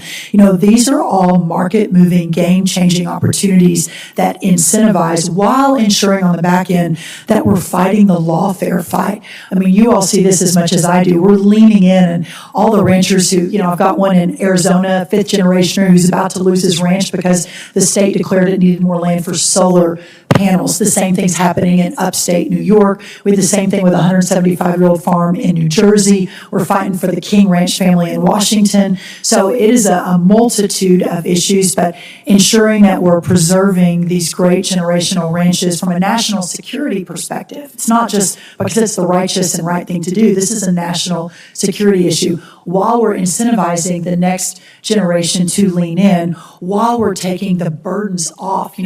The grazing allotments and regulation under the last administration were pretty severe. It was very clear there wasn't really an incentive to support cattle ranching. And so we opened up about 5 million more acres of federal government land for our Western ranchers and giving them more access. So there are a lot of steps we're taking, but ultimately I do think this is a national security and a real priority.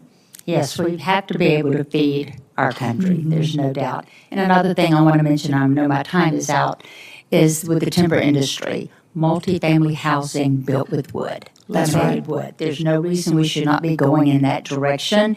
And I would love to see some incentives there for those developers who choose wood, which is safe and a lot of times a lot quicker to put up, which reduces the labor cost.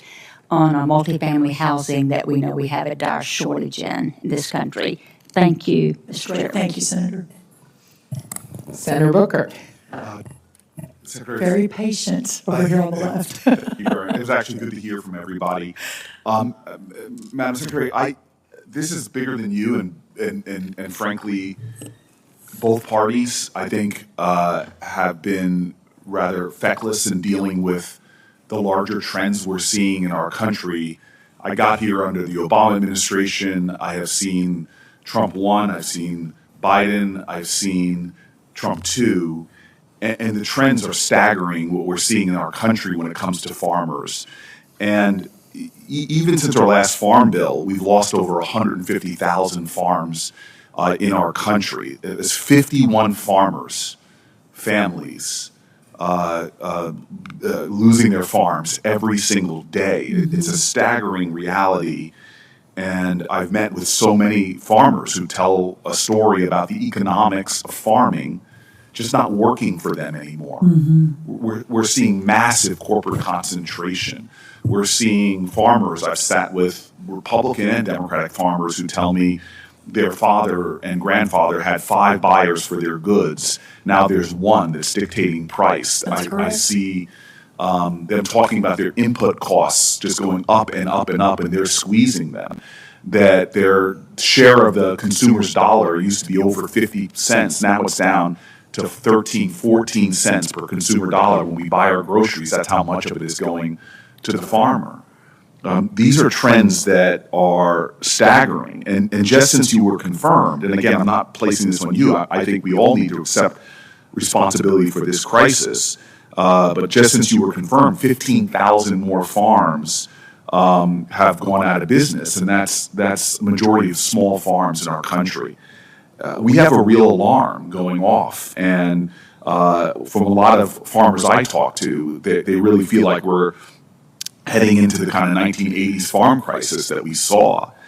And so I just often think that we're not standing up to the gravity of the crisis and to reverse these trends. The partisan farm bill that came out of the House, it doesn't do anything bold to meet this crisis. It's not going to stop all of these farmers that you talk to, that I talk to, who are barely making ends meet. Most farmers now have to take jobs off of their farm just to make ends meet. And so I just want to say that I just hope this committee, I hope we, when we take our crack at the farm bill on this side, come up with a lot bolder and bigger ideas. And yeah, I disagree with a lot of the things that President Trump's doing, and I believe the tariffs have not been helpful. I think they've been reckless. I'm upset with some of the programs we've cut that I know. Again, I hear from Republican farmers, Democratic farmers, local food purchasing programs for schools and the like, some of the cuts of field offices. But I again think that we're nibbling around the edges and need to start thinking about far bigger approaches and bolder ideas, or else we are going to witness, as I said, with dozens of farms closing every single day, we're going to lose our heritage, lose the best stewards of our land, lose what makes, I think, this country secure and its economy strong. And so I just put that out there because I just want to sound the alarm every chance I get and really challenge all of us to meet this crisis, because right now we're not. The trends are continuing. They've continued under multiple presidents, and we're spiraling to a point where I think the very idea of the American farmer is going to go from the kind of hallowed ideas of independent family farms to a corporatized system that just undermines the health, well-being, safety, and economic security of our country. I want to go to some specifics and really quick and just talk about the Food for Peace program. U.S. foreign aid cuts that we saw triggered this real collapse in the humanitarian funding. I was happy to hear my colleague talk about the power of that program for American farmers. We've seen hundreds of thousands of people died as a result of these cuts. and the USDA's restart of commodity purchases for the Food for Peace program is something I'm very grateful for. The $450 million of emergency food assistance that the USDA announced in February, you decided that the food should be sent to 7 different countries. Last month, you announced another $360 million. Again, I celebrate this in emergency food assistance. I'm glad to see the commodity purchases and the difference it's making for farmers. Globally, it's estimated that there are over 320 million people facing crisis levels of hunger, 40 million people on the brink of starvation.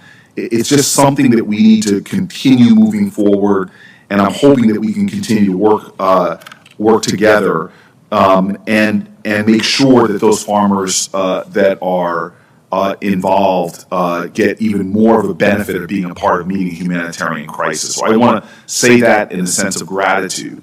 I also want to talk about this idea of ultra-processed foods. I think it's an area where I'm willing to lean in and partner with you and with Secretary Kennedy. Diet-related chronic diseases is the #1 killer of Americans. 1 out of 4 of our teenagers are pre-diabetic. Half the children living in the country are projected to be obese by the time they're 35. I mean, we should be ringing alarm bells. And the science is now tying much of this health to really these ultra-processed foods that now make up 2/3 of the calories for our children. Again, I was really glad to see the dietary guidelines call out the need to reduce ultra-processed foods.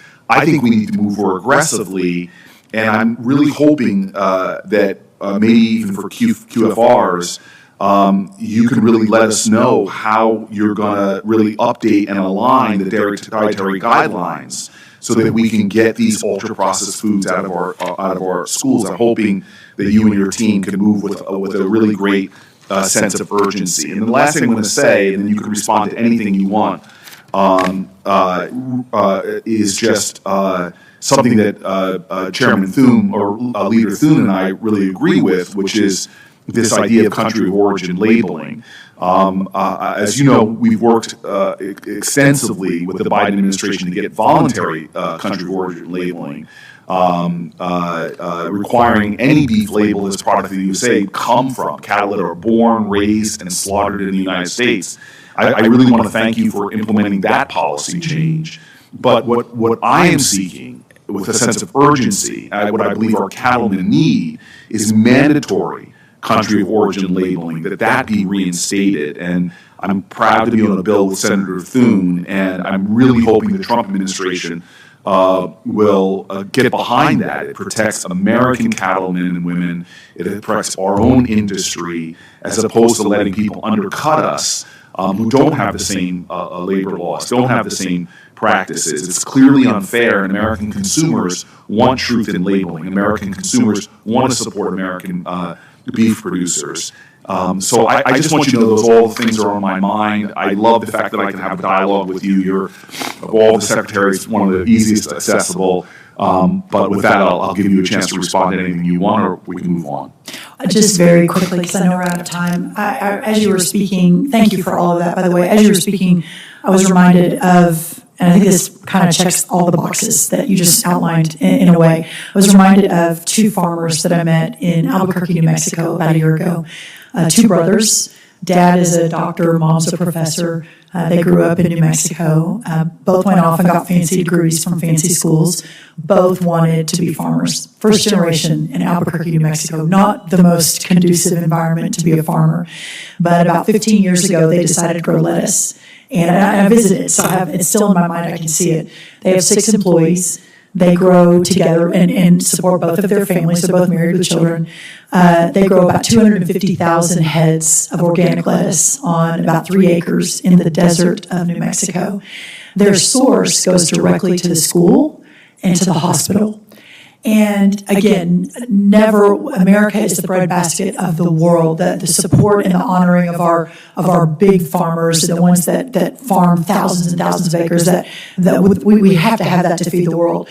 But as we're looking to make America healthy again, and as we're looking to open the aperture of the market for first-generation farmers, and as we're looking to completely recalibrate our nutrition programs, our 16 nutrition programs in America, just through USDA that spend $400 million hours every single day. There's such almost a perfect storm right now, and then you add the chronic disease on top of that, for that sort of farm to come along. So you're going to be hearing a lot more from us on that, and I would welcome the opportunity to work together. Obviously, New Jersey is maybe on the front end of some of that urban farming and the opportunity to do a lot more with a lot less land and bring more first-generation farmers in. Thank you. Thank you. Thank you, Mr. Chairman.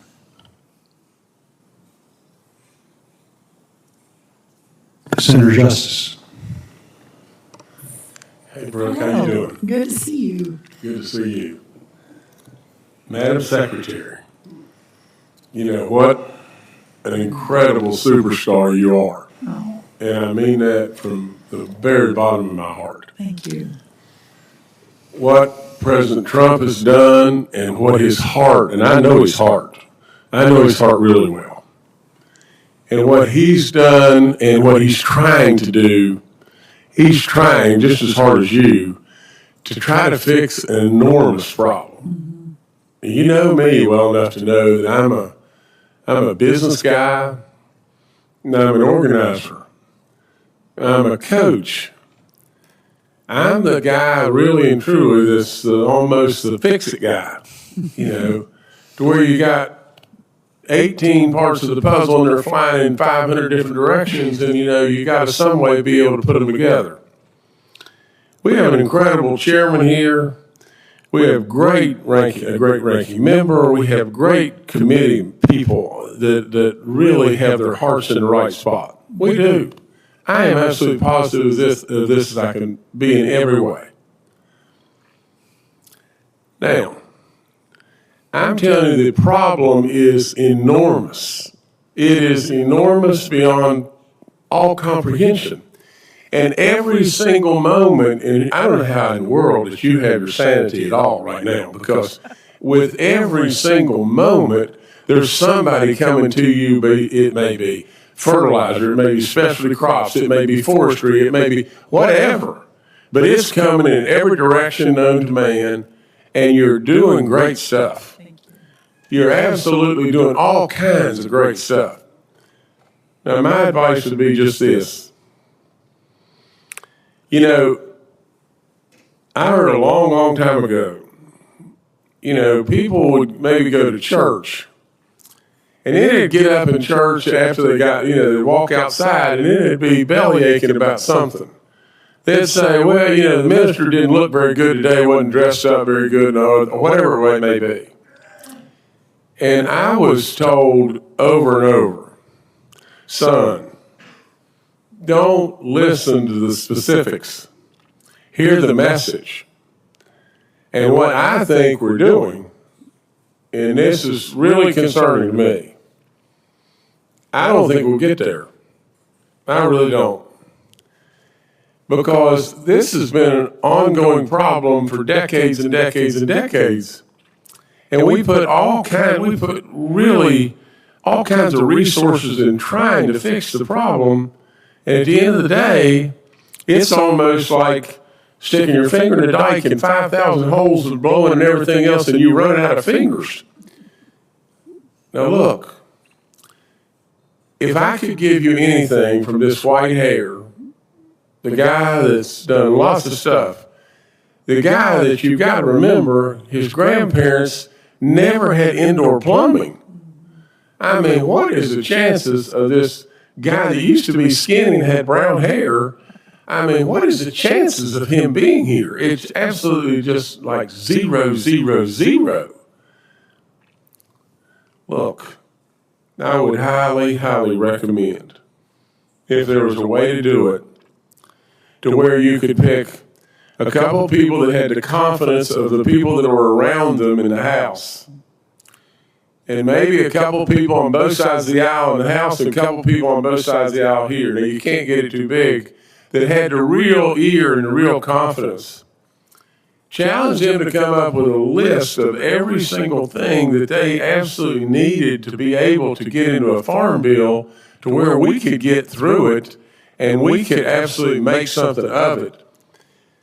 Don't make the members that we're talking to a committee, because and I've said it before, but the definition of committee is really simple in my world. It's most generally a collection of individuals that have never accomplished anything by themselves. But collectively, they can all get together and decide nothing can be done. That is the definition of committee. Now, what you need, Brooke, you need some folks that have the ear and the confidence of the people in the House and the ear and the confidence of the people in the Senate. And absolutely, then you need a plan. You need a great big plan. And I know you think you've got all that right now, and I love you with all my soul, and I think President Trump and you have done unbelievably good stuff. But I'm telling you, in Jimmy's world, we're not going to get there. And there's lots of folks out there that are really hurting. And they really are dependent on us, and there's nobody in this room that has a soul any better than this great secretary right here. I'll promise you that.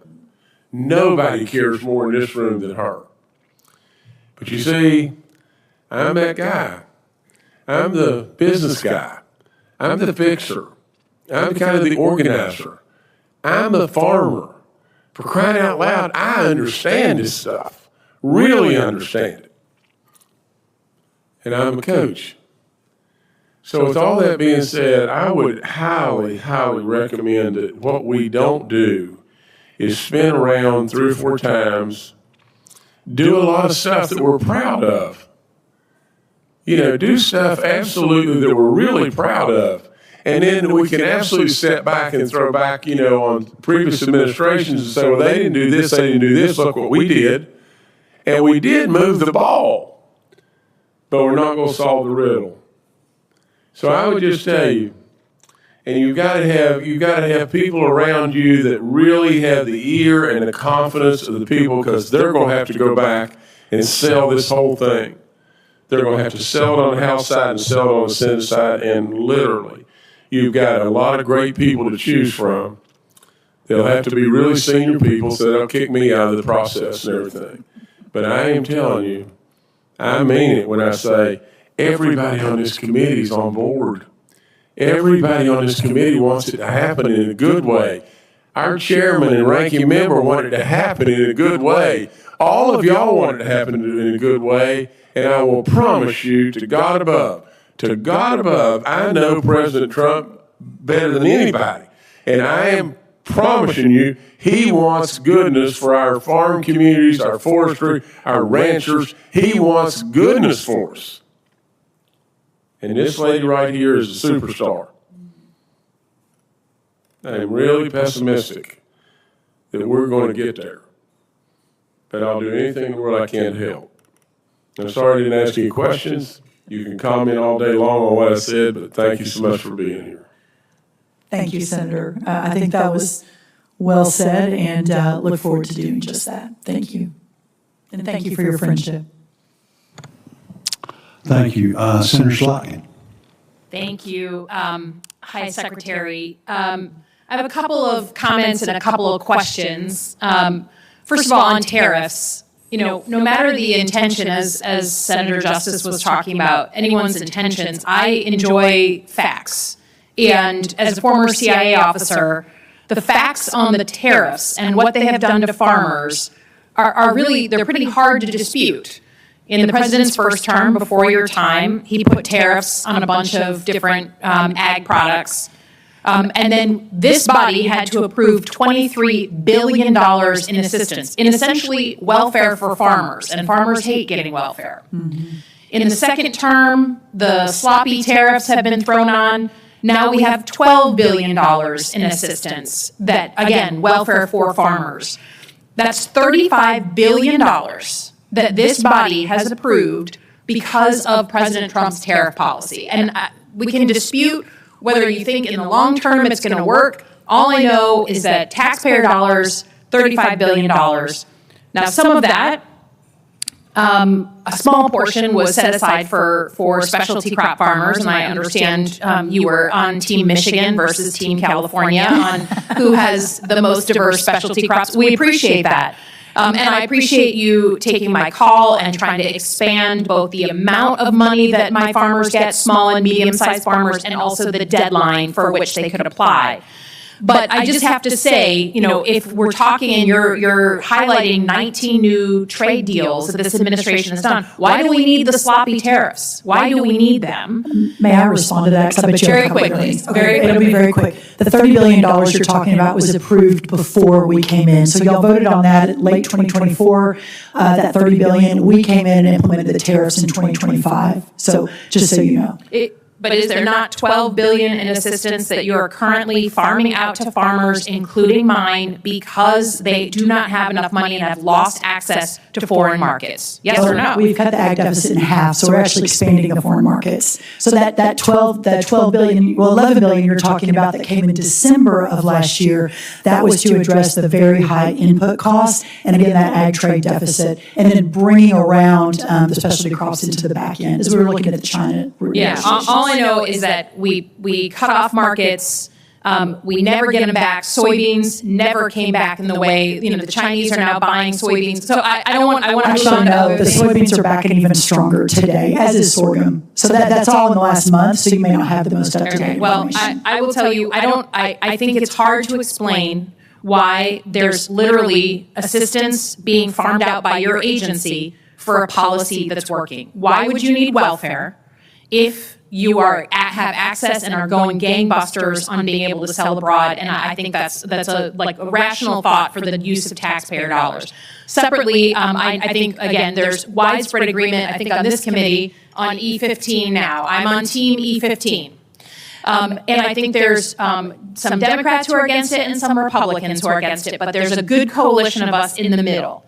And I think that it means letting our farmers have more opportunities to sell their product, corn farmers, ethanol.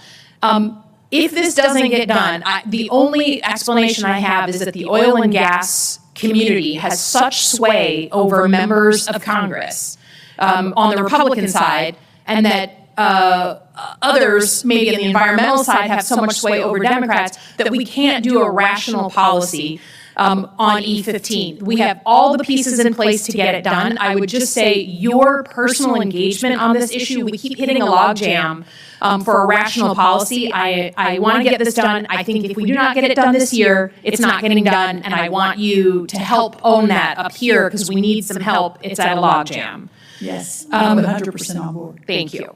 On Chinese Communist Party buying U.S. farmland and other adversaries of the United States, not just Chinese. So I have a bill on this. There's a million bills on this because the average American just understands that someone who's a potential adversary of this country shouldn't be able to buy both our farmland and our agribusinesses, like the things that really make sure we can feed ourselves by ourselves. So we have a coalition ready to do this. The president goes off and meets with Xi Jinping in this summit with the head of China, and he was asked about this on Fox News. And they said, shouldn't we ban selling of farmland, particularly around military bases? And he said, quote, you want to see the price drop? You want to see farmers lose a lot of money? Just take them out of the market. So that is officially, as I understand it, that the president of the United States is fine with the Chinese Communist Party being able to buy farmland or agribusinesses. Please state your official position on whether you agree with President Trump or you do not.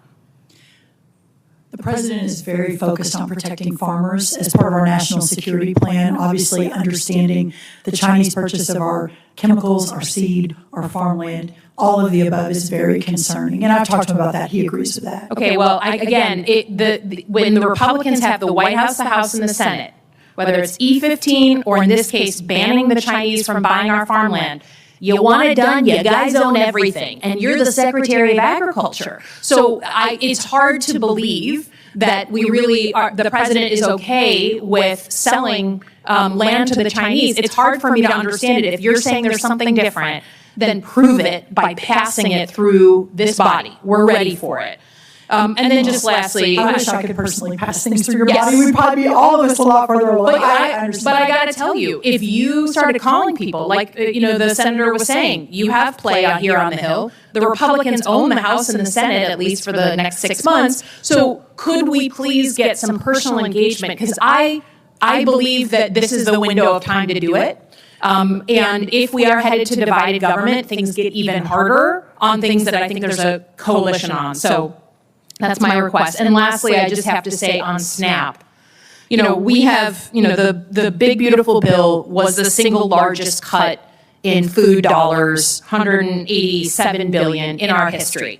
And we can disagree on our responsibilities in government, but all I can tell you is the facts. And the facts are, 100,000 Michiganders have lost their food benefits. 35,000 of that 100,000 are children. And because of the delay in how you kind of penalize states in cost share issues, it's going to cost my state another $330 million. I want to pass a farm bill. I'm desperate for it. But we've got, I can't be expected to watch my people go hungry and my state incur $330 million just this year and be part of the team. So please, let's work together on some compromises. And I'm saying that to you, but also to my chairman. I yield back. Senator Holt. Thank you, Mr. Chairman. Secretary, thanks so much for being here and for your good work. I want to start out on, I know how hard you've worked on make sure fertilizer is available to our farmers and on the price. You've worked with us on on the Ag Tech initiative with Grand Farm in North Dakota and our efforts to link with energy and produce more fertilizer here at home. Is there anything else on the fertilizer front that you'd like to bring up? And I know how active and aggressive you've been working on this issue. Thank you for the opportunity, Mr. Chairman. I think that it's really a testament, and thank you for giving me a little space to talk about this. This administration is different. I was in the first one. I'm very proud of the work that was achieved, and I think we did a lot together. But this one is different, and what I mean is, when we saw what was happening, and just as a level set, fertilizer was down 50% before the Iranian conflict from the Biden highs. But even today, even with the conflict, even though fertilizer is way too expensive, it's still less than it was during the Biden years. And I think that's an important point. But the opportunity for me to call Chris Wright, the head of the Army Corps of Engineers, Howard Lutnick, Lee Zeldin, not their staffs, not 2 months of time in meetings, but to literally call my colleagues and say, we have a fertilizer crisis in this country. We have a moment in time to fix it while everyone's looking at fertilizer. We're going to do all the short-term things. Fertilizer prices are now coming back down, even with the strait still closed. But for the long term, I am so bullish on this as a model, not just fixing fertilizer, but what we can do for other inputs for our farmers for the long term. And I think this is an incredible first step. And I'm so proud and grateful to my partners in this who've stepped up and said, we're going to help with this. I agree with you, and I think that important point is that you're focused on not just addressing it now, but bringing it down with real solutions that will make a difference for the long term. That is a vital point that we have to keep in mind. That's how to approach these things to make them better for the medium and the long term, not just right now. So I really appreciate that. Same thing on screwworm. And in a way, I want to commend you because, you're on the front lines. You're in Texas. Nobody knows that better. And you were talking to me about that before there were any here in this country and addressed it by closing the border as well as the sterile fly facilities. You've been on this from the start. Really important. Anything else on screwworm efforts you want to bring up? I walked into this job. I was with you all February 13th of last year. January 27th, then went to the vote February 13th, then went over to Justice Thomas, got sworn in, and walked in the door of USDA. And within the first 2 hours was briefed on both HPAI and screwworm. The screwworm briefing was, it's coming. It will be here in a couple months this summer. We are only producing 100 million flies a week. We're years away. Like an actual big facility will take at least 5 years, 2 years of permitting, 3 years of build. But we, I guess we're just going to do what we have to do. And I said, this is this is not acceptable. We've got to try to do something. So, of course, we closed the ports. I went and talked to the president. We got almost $1.5 billion in immediate funding. I asked what this breached the dairying gap in 2021 after decades of being, eradicated, if you will, but that, tens of millions of people moving north to America, bringing their livestock with them, the Mexican cartels with the illicit cattle traffic, we knew it was coming.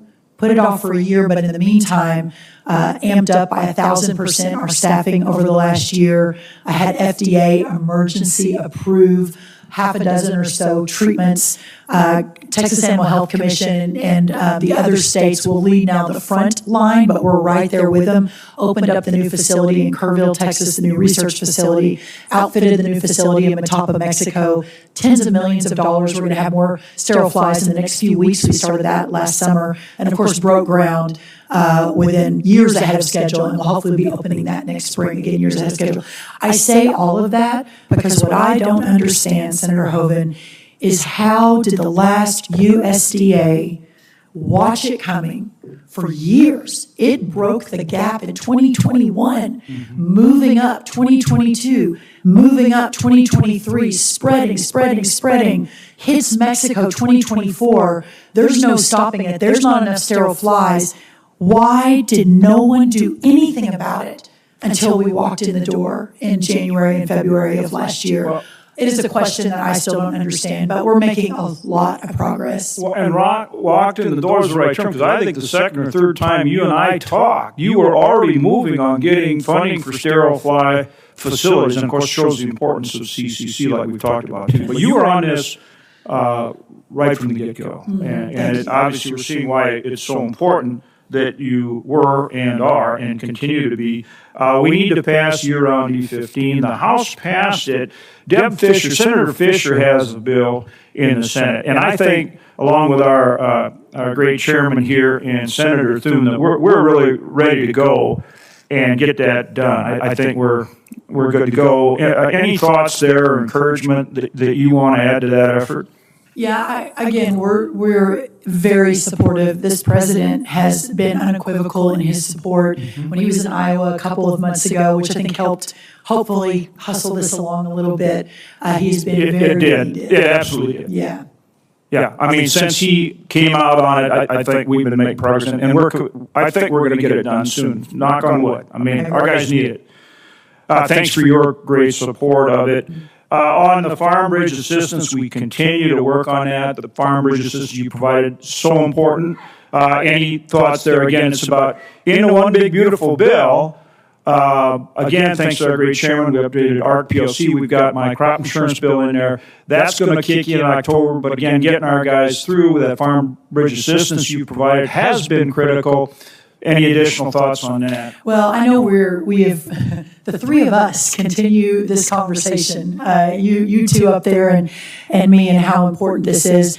And the good news is, aside from what Senator Jim Doomsday Justice outlined for us a minute ago, aside from that, the good news is with these 19 new trade deals, surging exports, we're bringing input costs down. Once this Iranian conflict is over, I mean, fuel was down 50%, fertilizer was down 50%, labor was down 46%, and that's just in the first year of this administration. And you marry that to the Make America Healthy Again movement and putting real food back in the middle of our policy making, the people that will benefit the most, other than Americans eating better and health, is our farmers and ranchers. So I am very bullish on the future, but that Farmer Bridge Assistance was just that. It was a bridge. And we've talked about this at length. These farmers don't want government checks. They want to sell their goods and make a decent living, which they have not been able to do for some time. But I do believe we're making the right moves to get there. The last thing I want to bring up, and I beg the chairman's indulgence here, but I'll finish with this. I talked to USTR Jameson Greer, who I think is incredibly capable, along with Scott Besson, and I believe the Trump administration is working very hard to get us access to foreign markets. That was a conversation with Jameson Greer. He talked about additional $17 billion in Chinese sales, and of course, Chairman Xi is coming over here in September, and I really think that is going to, again, kick up more of these sales that we want in these foreign markets, and that's very, very important. But in addition to that, we have to make sure it's part of America first. We're forcing, our trading partners around the country to play fair. Yeah. We need free and fair trade, but they're taking advantage of us, and they have been taking advantage of us for a long darn time. Mm-hmm. And so I'll give you an example right now. Is that we need a 301 investigation on sugar. Brazil and other countries are absolutely dumping and taking other actions against our producers, and our sugar industry is up against it. They're in tough shape.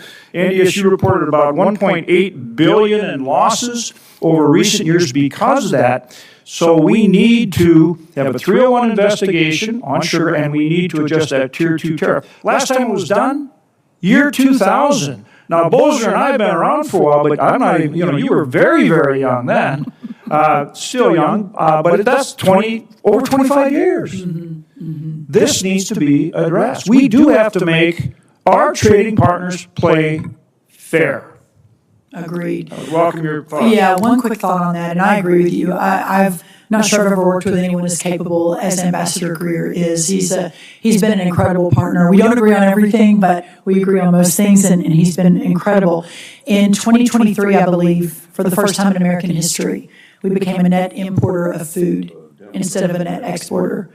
The fact that Brazil has taken our markets in corn, soybean, all kinds of beef, all kinds of other things is really, really disturbing. And that's on top of China and other countries that we have to be able to solve for this for national security reasons. And that's how important I think this is. I agree. Thank you, Madam Secretary. Appreciate it. Thank you. And your team as well. They're the best. They're the best. Senator Warnock. Thank you, Brother Chairman, and good to see you again, you too, Secretary Rollins. I've heard you say that we're entering the, quote, golden age of American agriculture.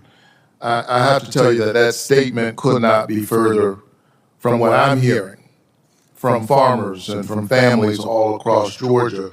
Georgia farmers are telling me that they continue to struggle with high costs exacerbated by President Trump's war in Iran and his tariffs, which is a tax on all of us on virtually everything.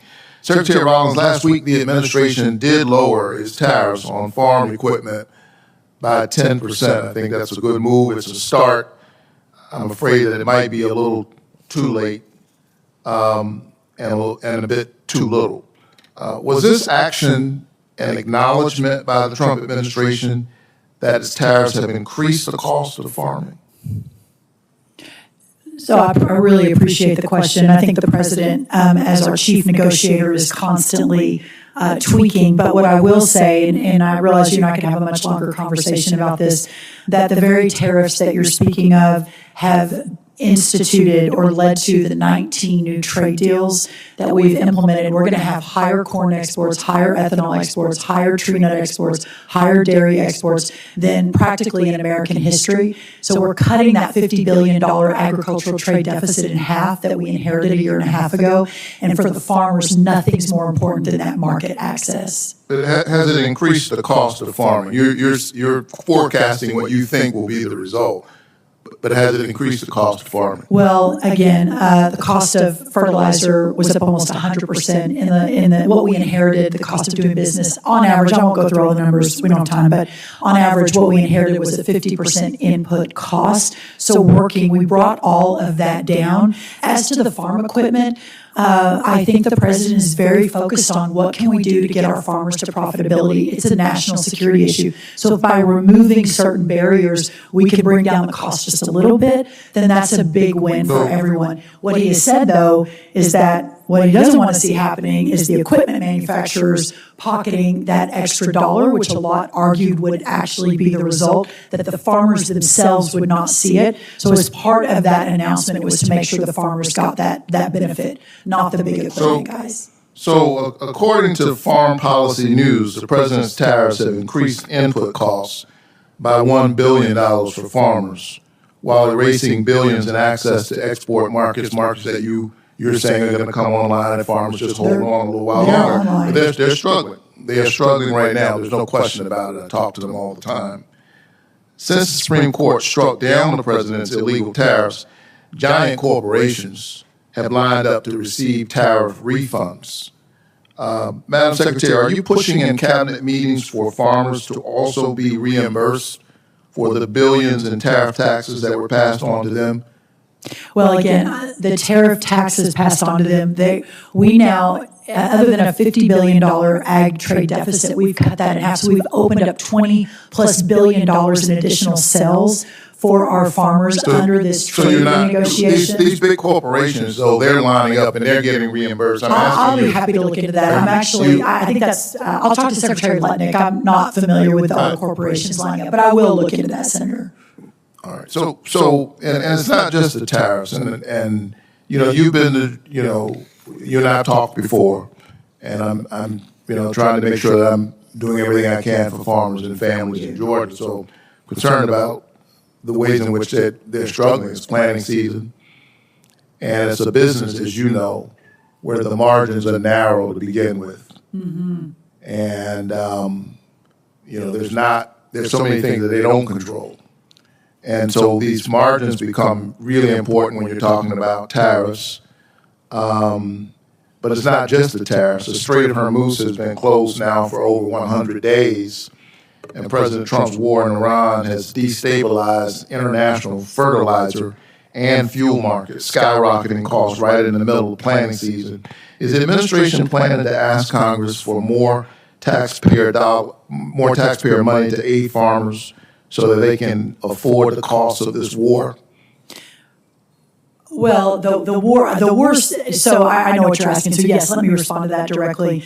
And specifically, fertilizer and diesel fuel have been the two, I think, that we've seen significant increase in costs since the strait was closed. But what I think is important, that the fertilizer costs that were inherited increased almost 100%. That had come down 50% before the Iranian conflict. The costs went back up with the Strait of Hormuz closing. Those costs are still lower than the high peak of the Biden years for fertilizer. Having said that, there's still a tremendous amount to work. By the way, that's the same for diesel fuel as well. It come down 50%. The Iranian conflict happened, it popped up. It's still lower than during the Biden years.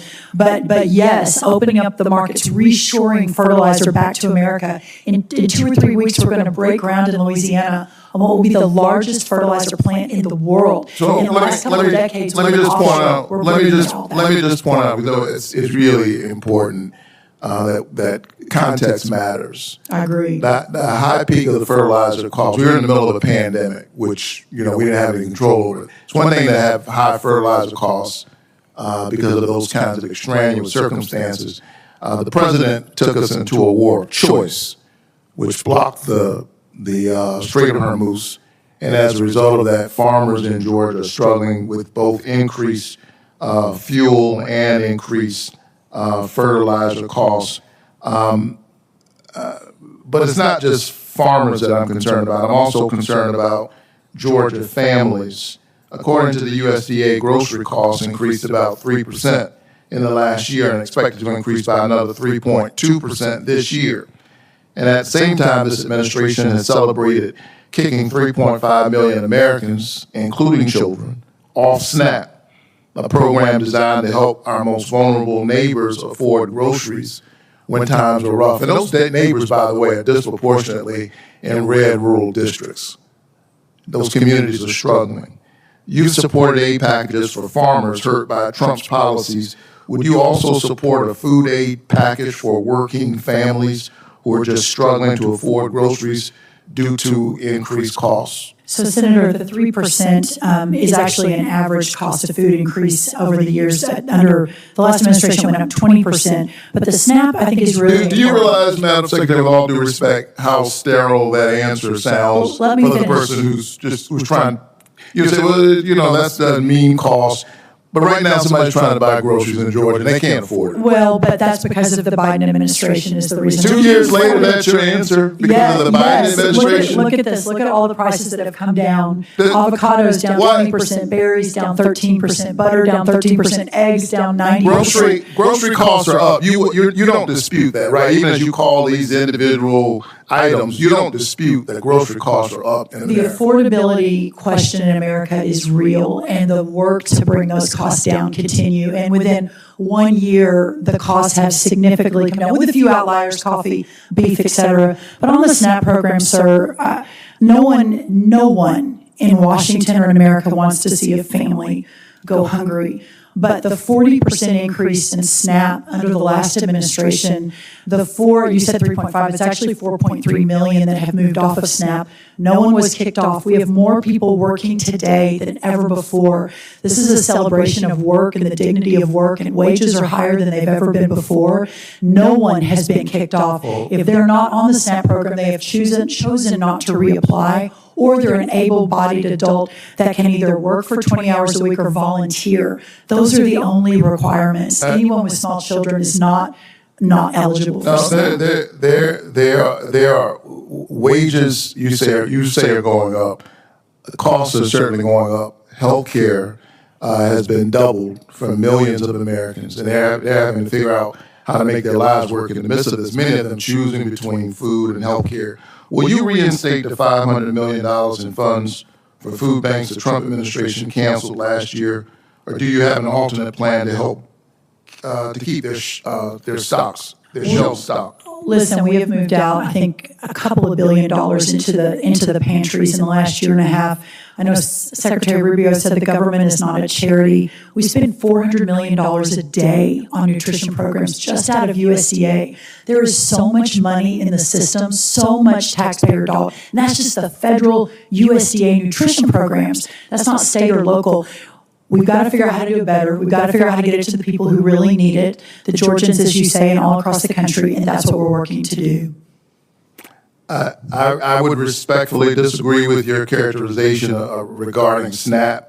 There are a lot of children all across Georgia who are suffering, families trying to put it together, and I think we can do better than that. The very young children, they're available. So I appreciate that, too. And I appreciate the opportunity to actually have a civil conversation about it. Of course. Thank you, sir. Thank you. Senator Grassley. I don't think I'll need 10 minutes to get through this. You get to use whatever time you want.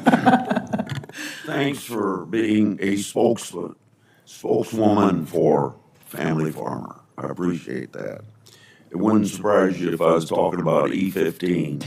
I'm shocked. My purpose isn't to put you on the spot. My purpose is to get some things on the record from somebody other than the oil and ethanol business, so we can refute some of the lies that are going on about E15. Does the Trump administration support legislation for a year-round sale of E15 nationwide? Yes, the president, in a speech, he did the first term, but then reiterated in the second term in the great state of Iowa a couple of months ago his full and unequivocal support. Will year-round E15 boost America's rural economy? Correct. Have you heard a figure of E15 by law that would bring $14 billion back into the farming economy? That's what the Corn Growers Economist has said. Correct. I have heard that. Okay. Will E15 give consumers a cheaper option at the gas pump? Yes, it will. In the Midwest, it seems to be somewhere between 20 and 40 cents a gallon. And in a time where we're working so hard on affordability, that becomes even more important. Does year-round E15 bolster our national security?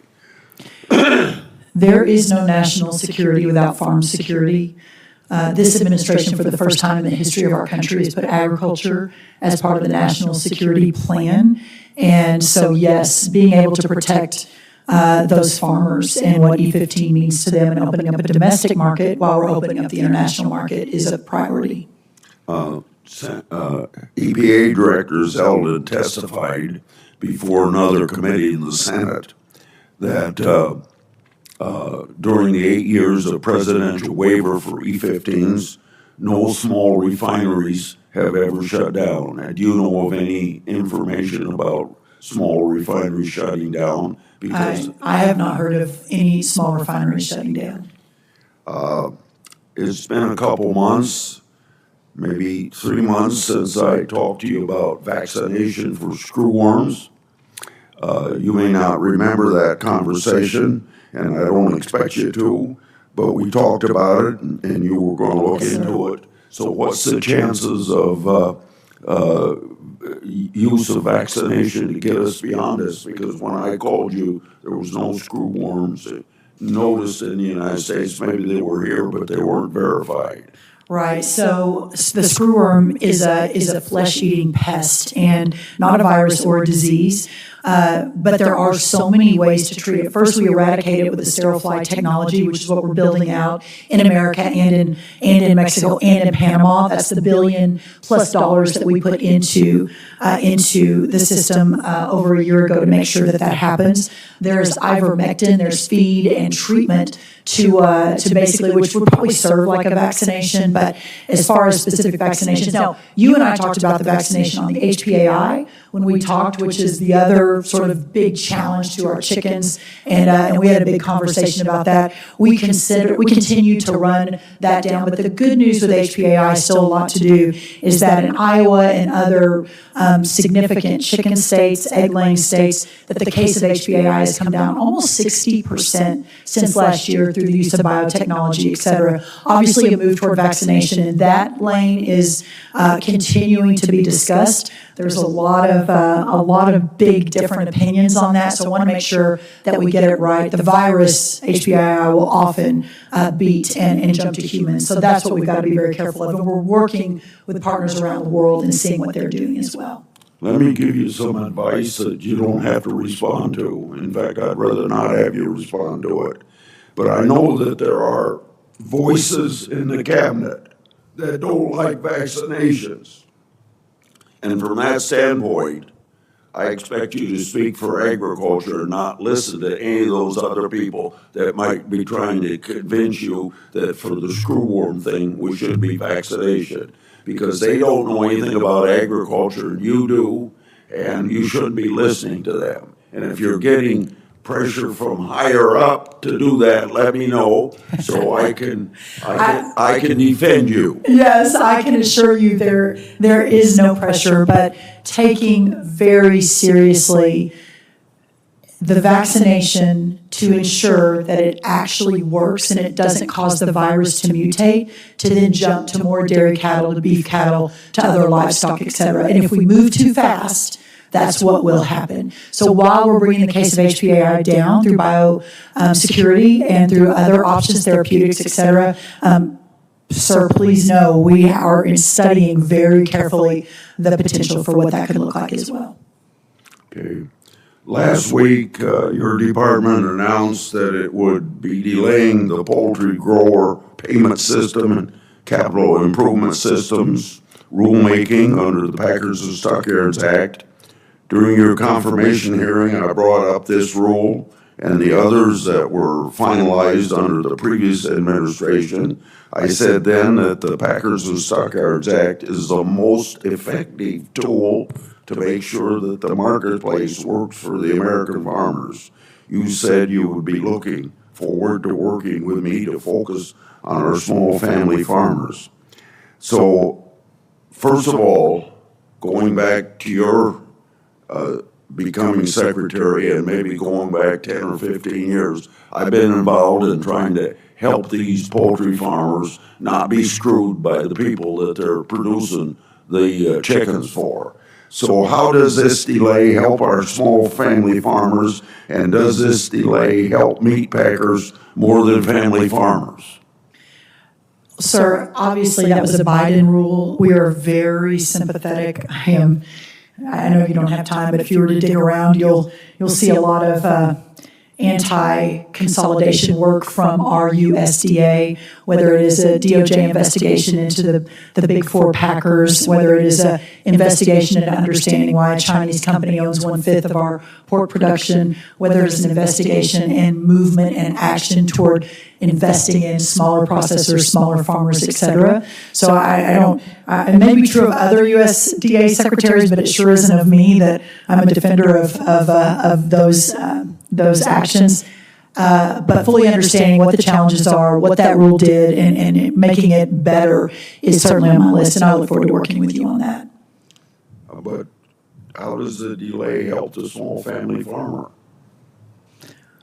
Well, can I circle back to you on that? I want to get fully up to speed on exactly why. I do know there were some real concerns with the way that the Biden team wrote the rule, and there were some real concerns with the profitability and ensuring we are protecting all American agriculture. But let me go back and dig in a little bit more. I'll let you do that because I want to make sure that we consider everything, and you should consider everything. But I'll sum this up by saying that in the USDA's notice in the Federal Register, it said that of the 2,800 comments and 225 unique comments, quote, one large poultry integrator, 2 meat and poultry trade associations support the delay, but the real poultry growers and grower organizations oppose this proposal.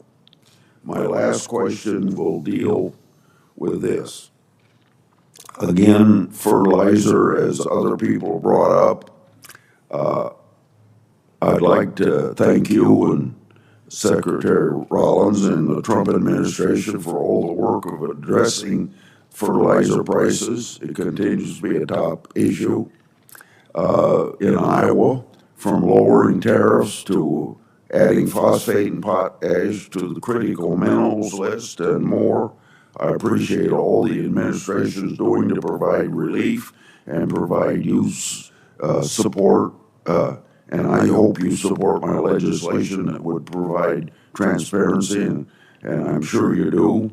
I understand that the department is seeking to hire an inputs economist to focus on providing insight to farmers on the prices they pay for inputs for fertilizers, inputs, and economists. Is the position filled, or is it involved in a revolving door? Well, hopefully, I know we've already started interviewing, that we're able to really bring in a superstar and build an entire team. We have a whole focus in my office on inputs, and this is just one more step, I think, in the right direction as you all work to pass your legislation. Okay. Thank you, Mr. Chairman. Thank you. Thank you, Senator. Thank you, Senator Grassley. I've got to read my thing so I don't leave out. Again, thank you so much for appearing, and I think this was a really good session, and I think everybody learned a lot, which is what these are all about. So we appreciate you being here, your insights in today's hearing, and the hearing will remain open. Hearing record will remain open for 5 business days. Today's hearing is now adjourned. Thank you, Mr. Chairman. By the way, these are the USDA interns who are so studiously paying attention behind me, so very happy to have them. Very good. We appreciate you guys very much. Thank you. Thank you so much, Senator. Thank you.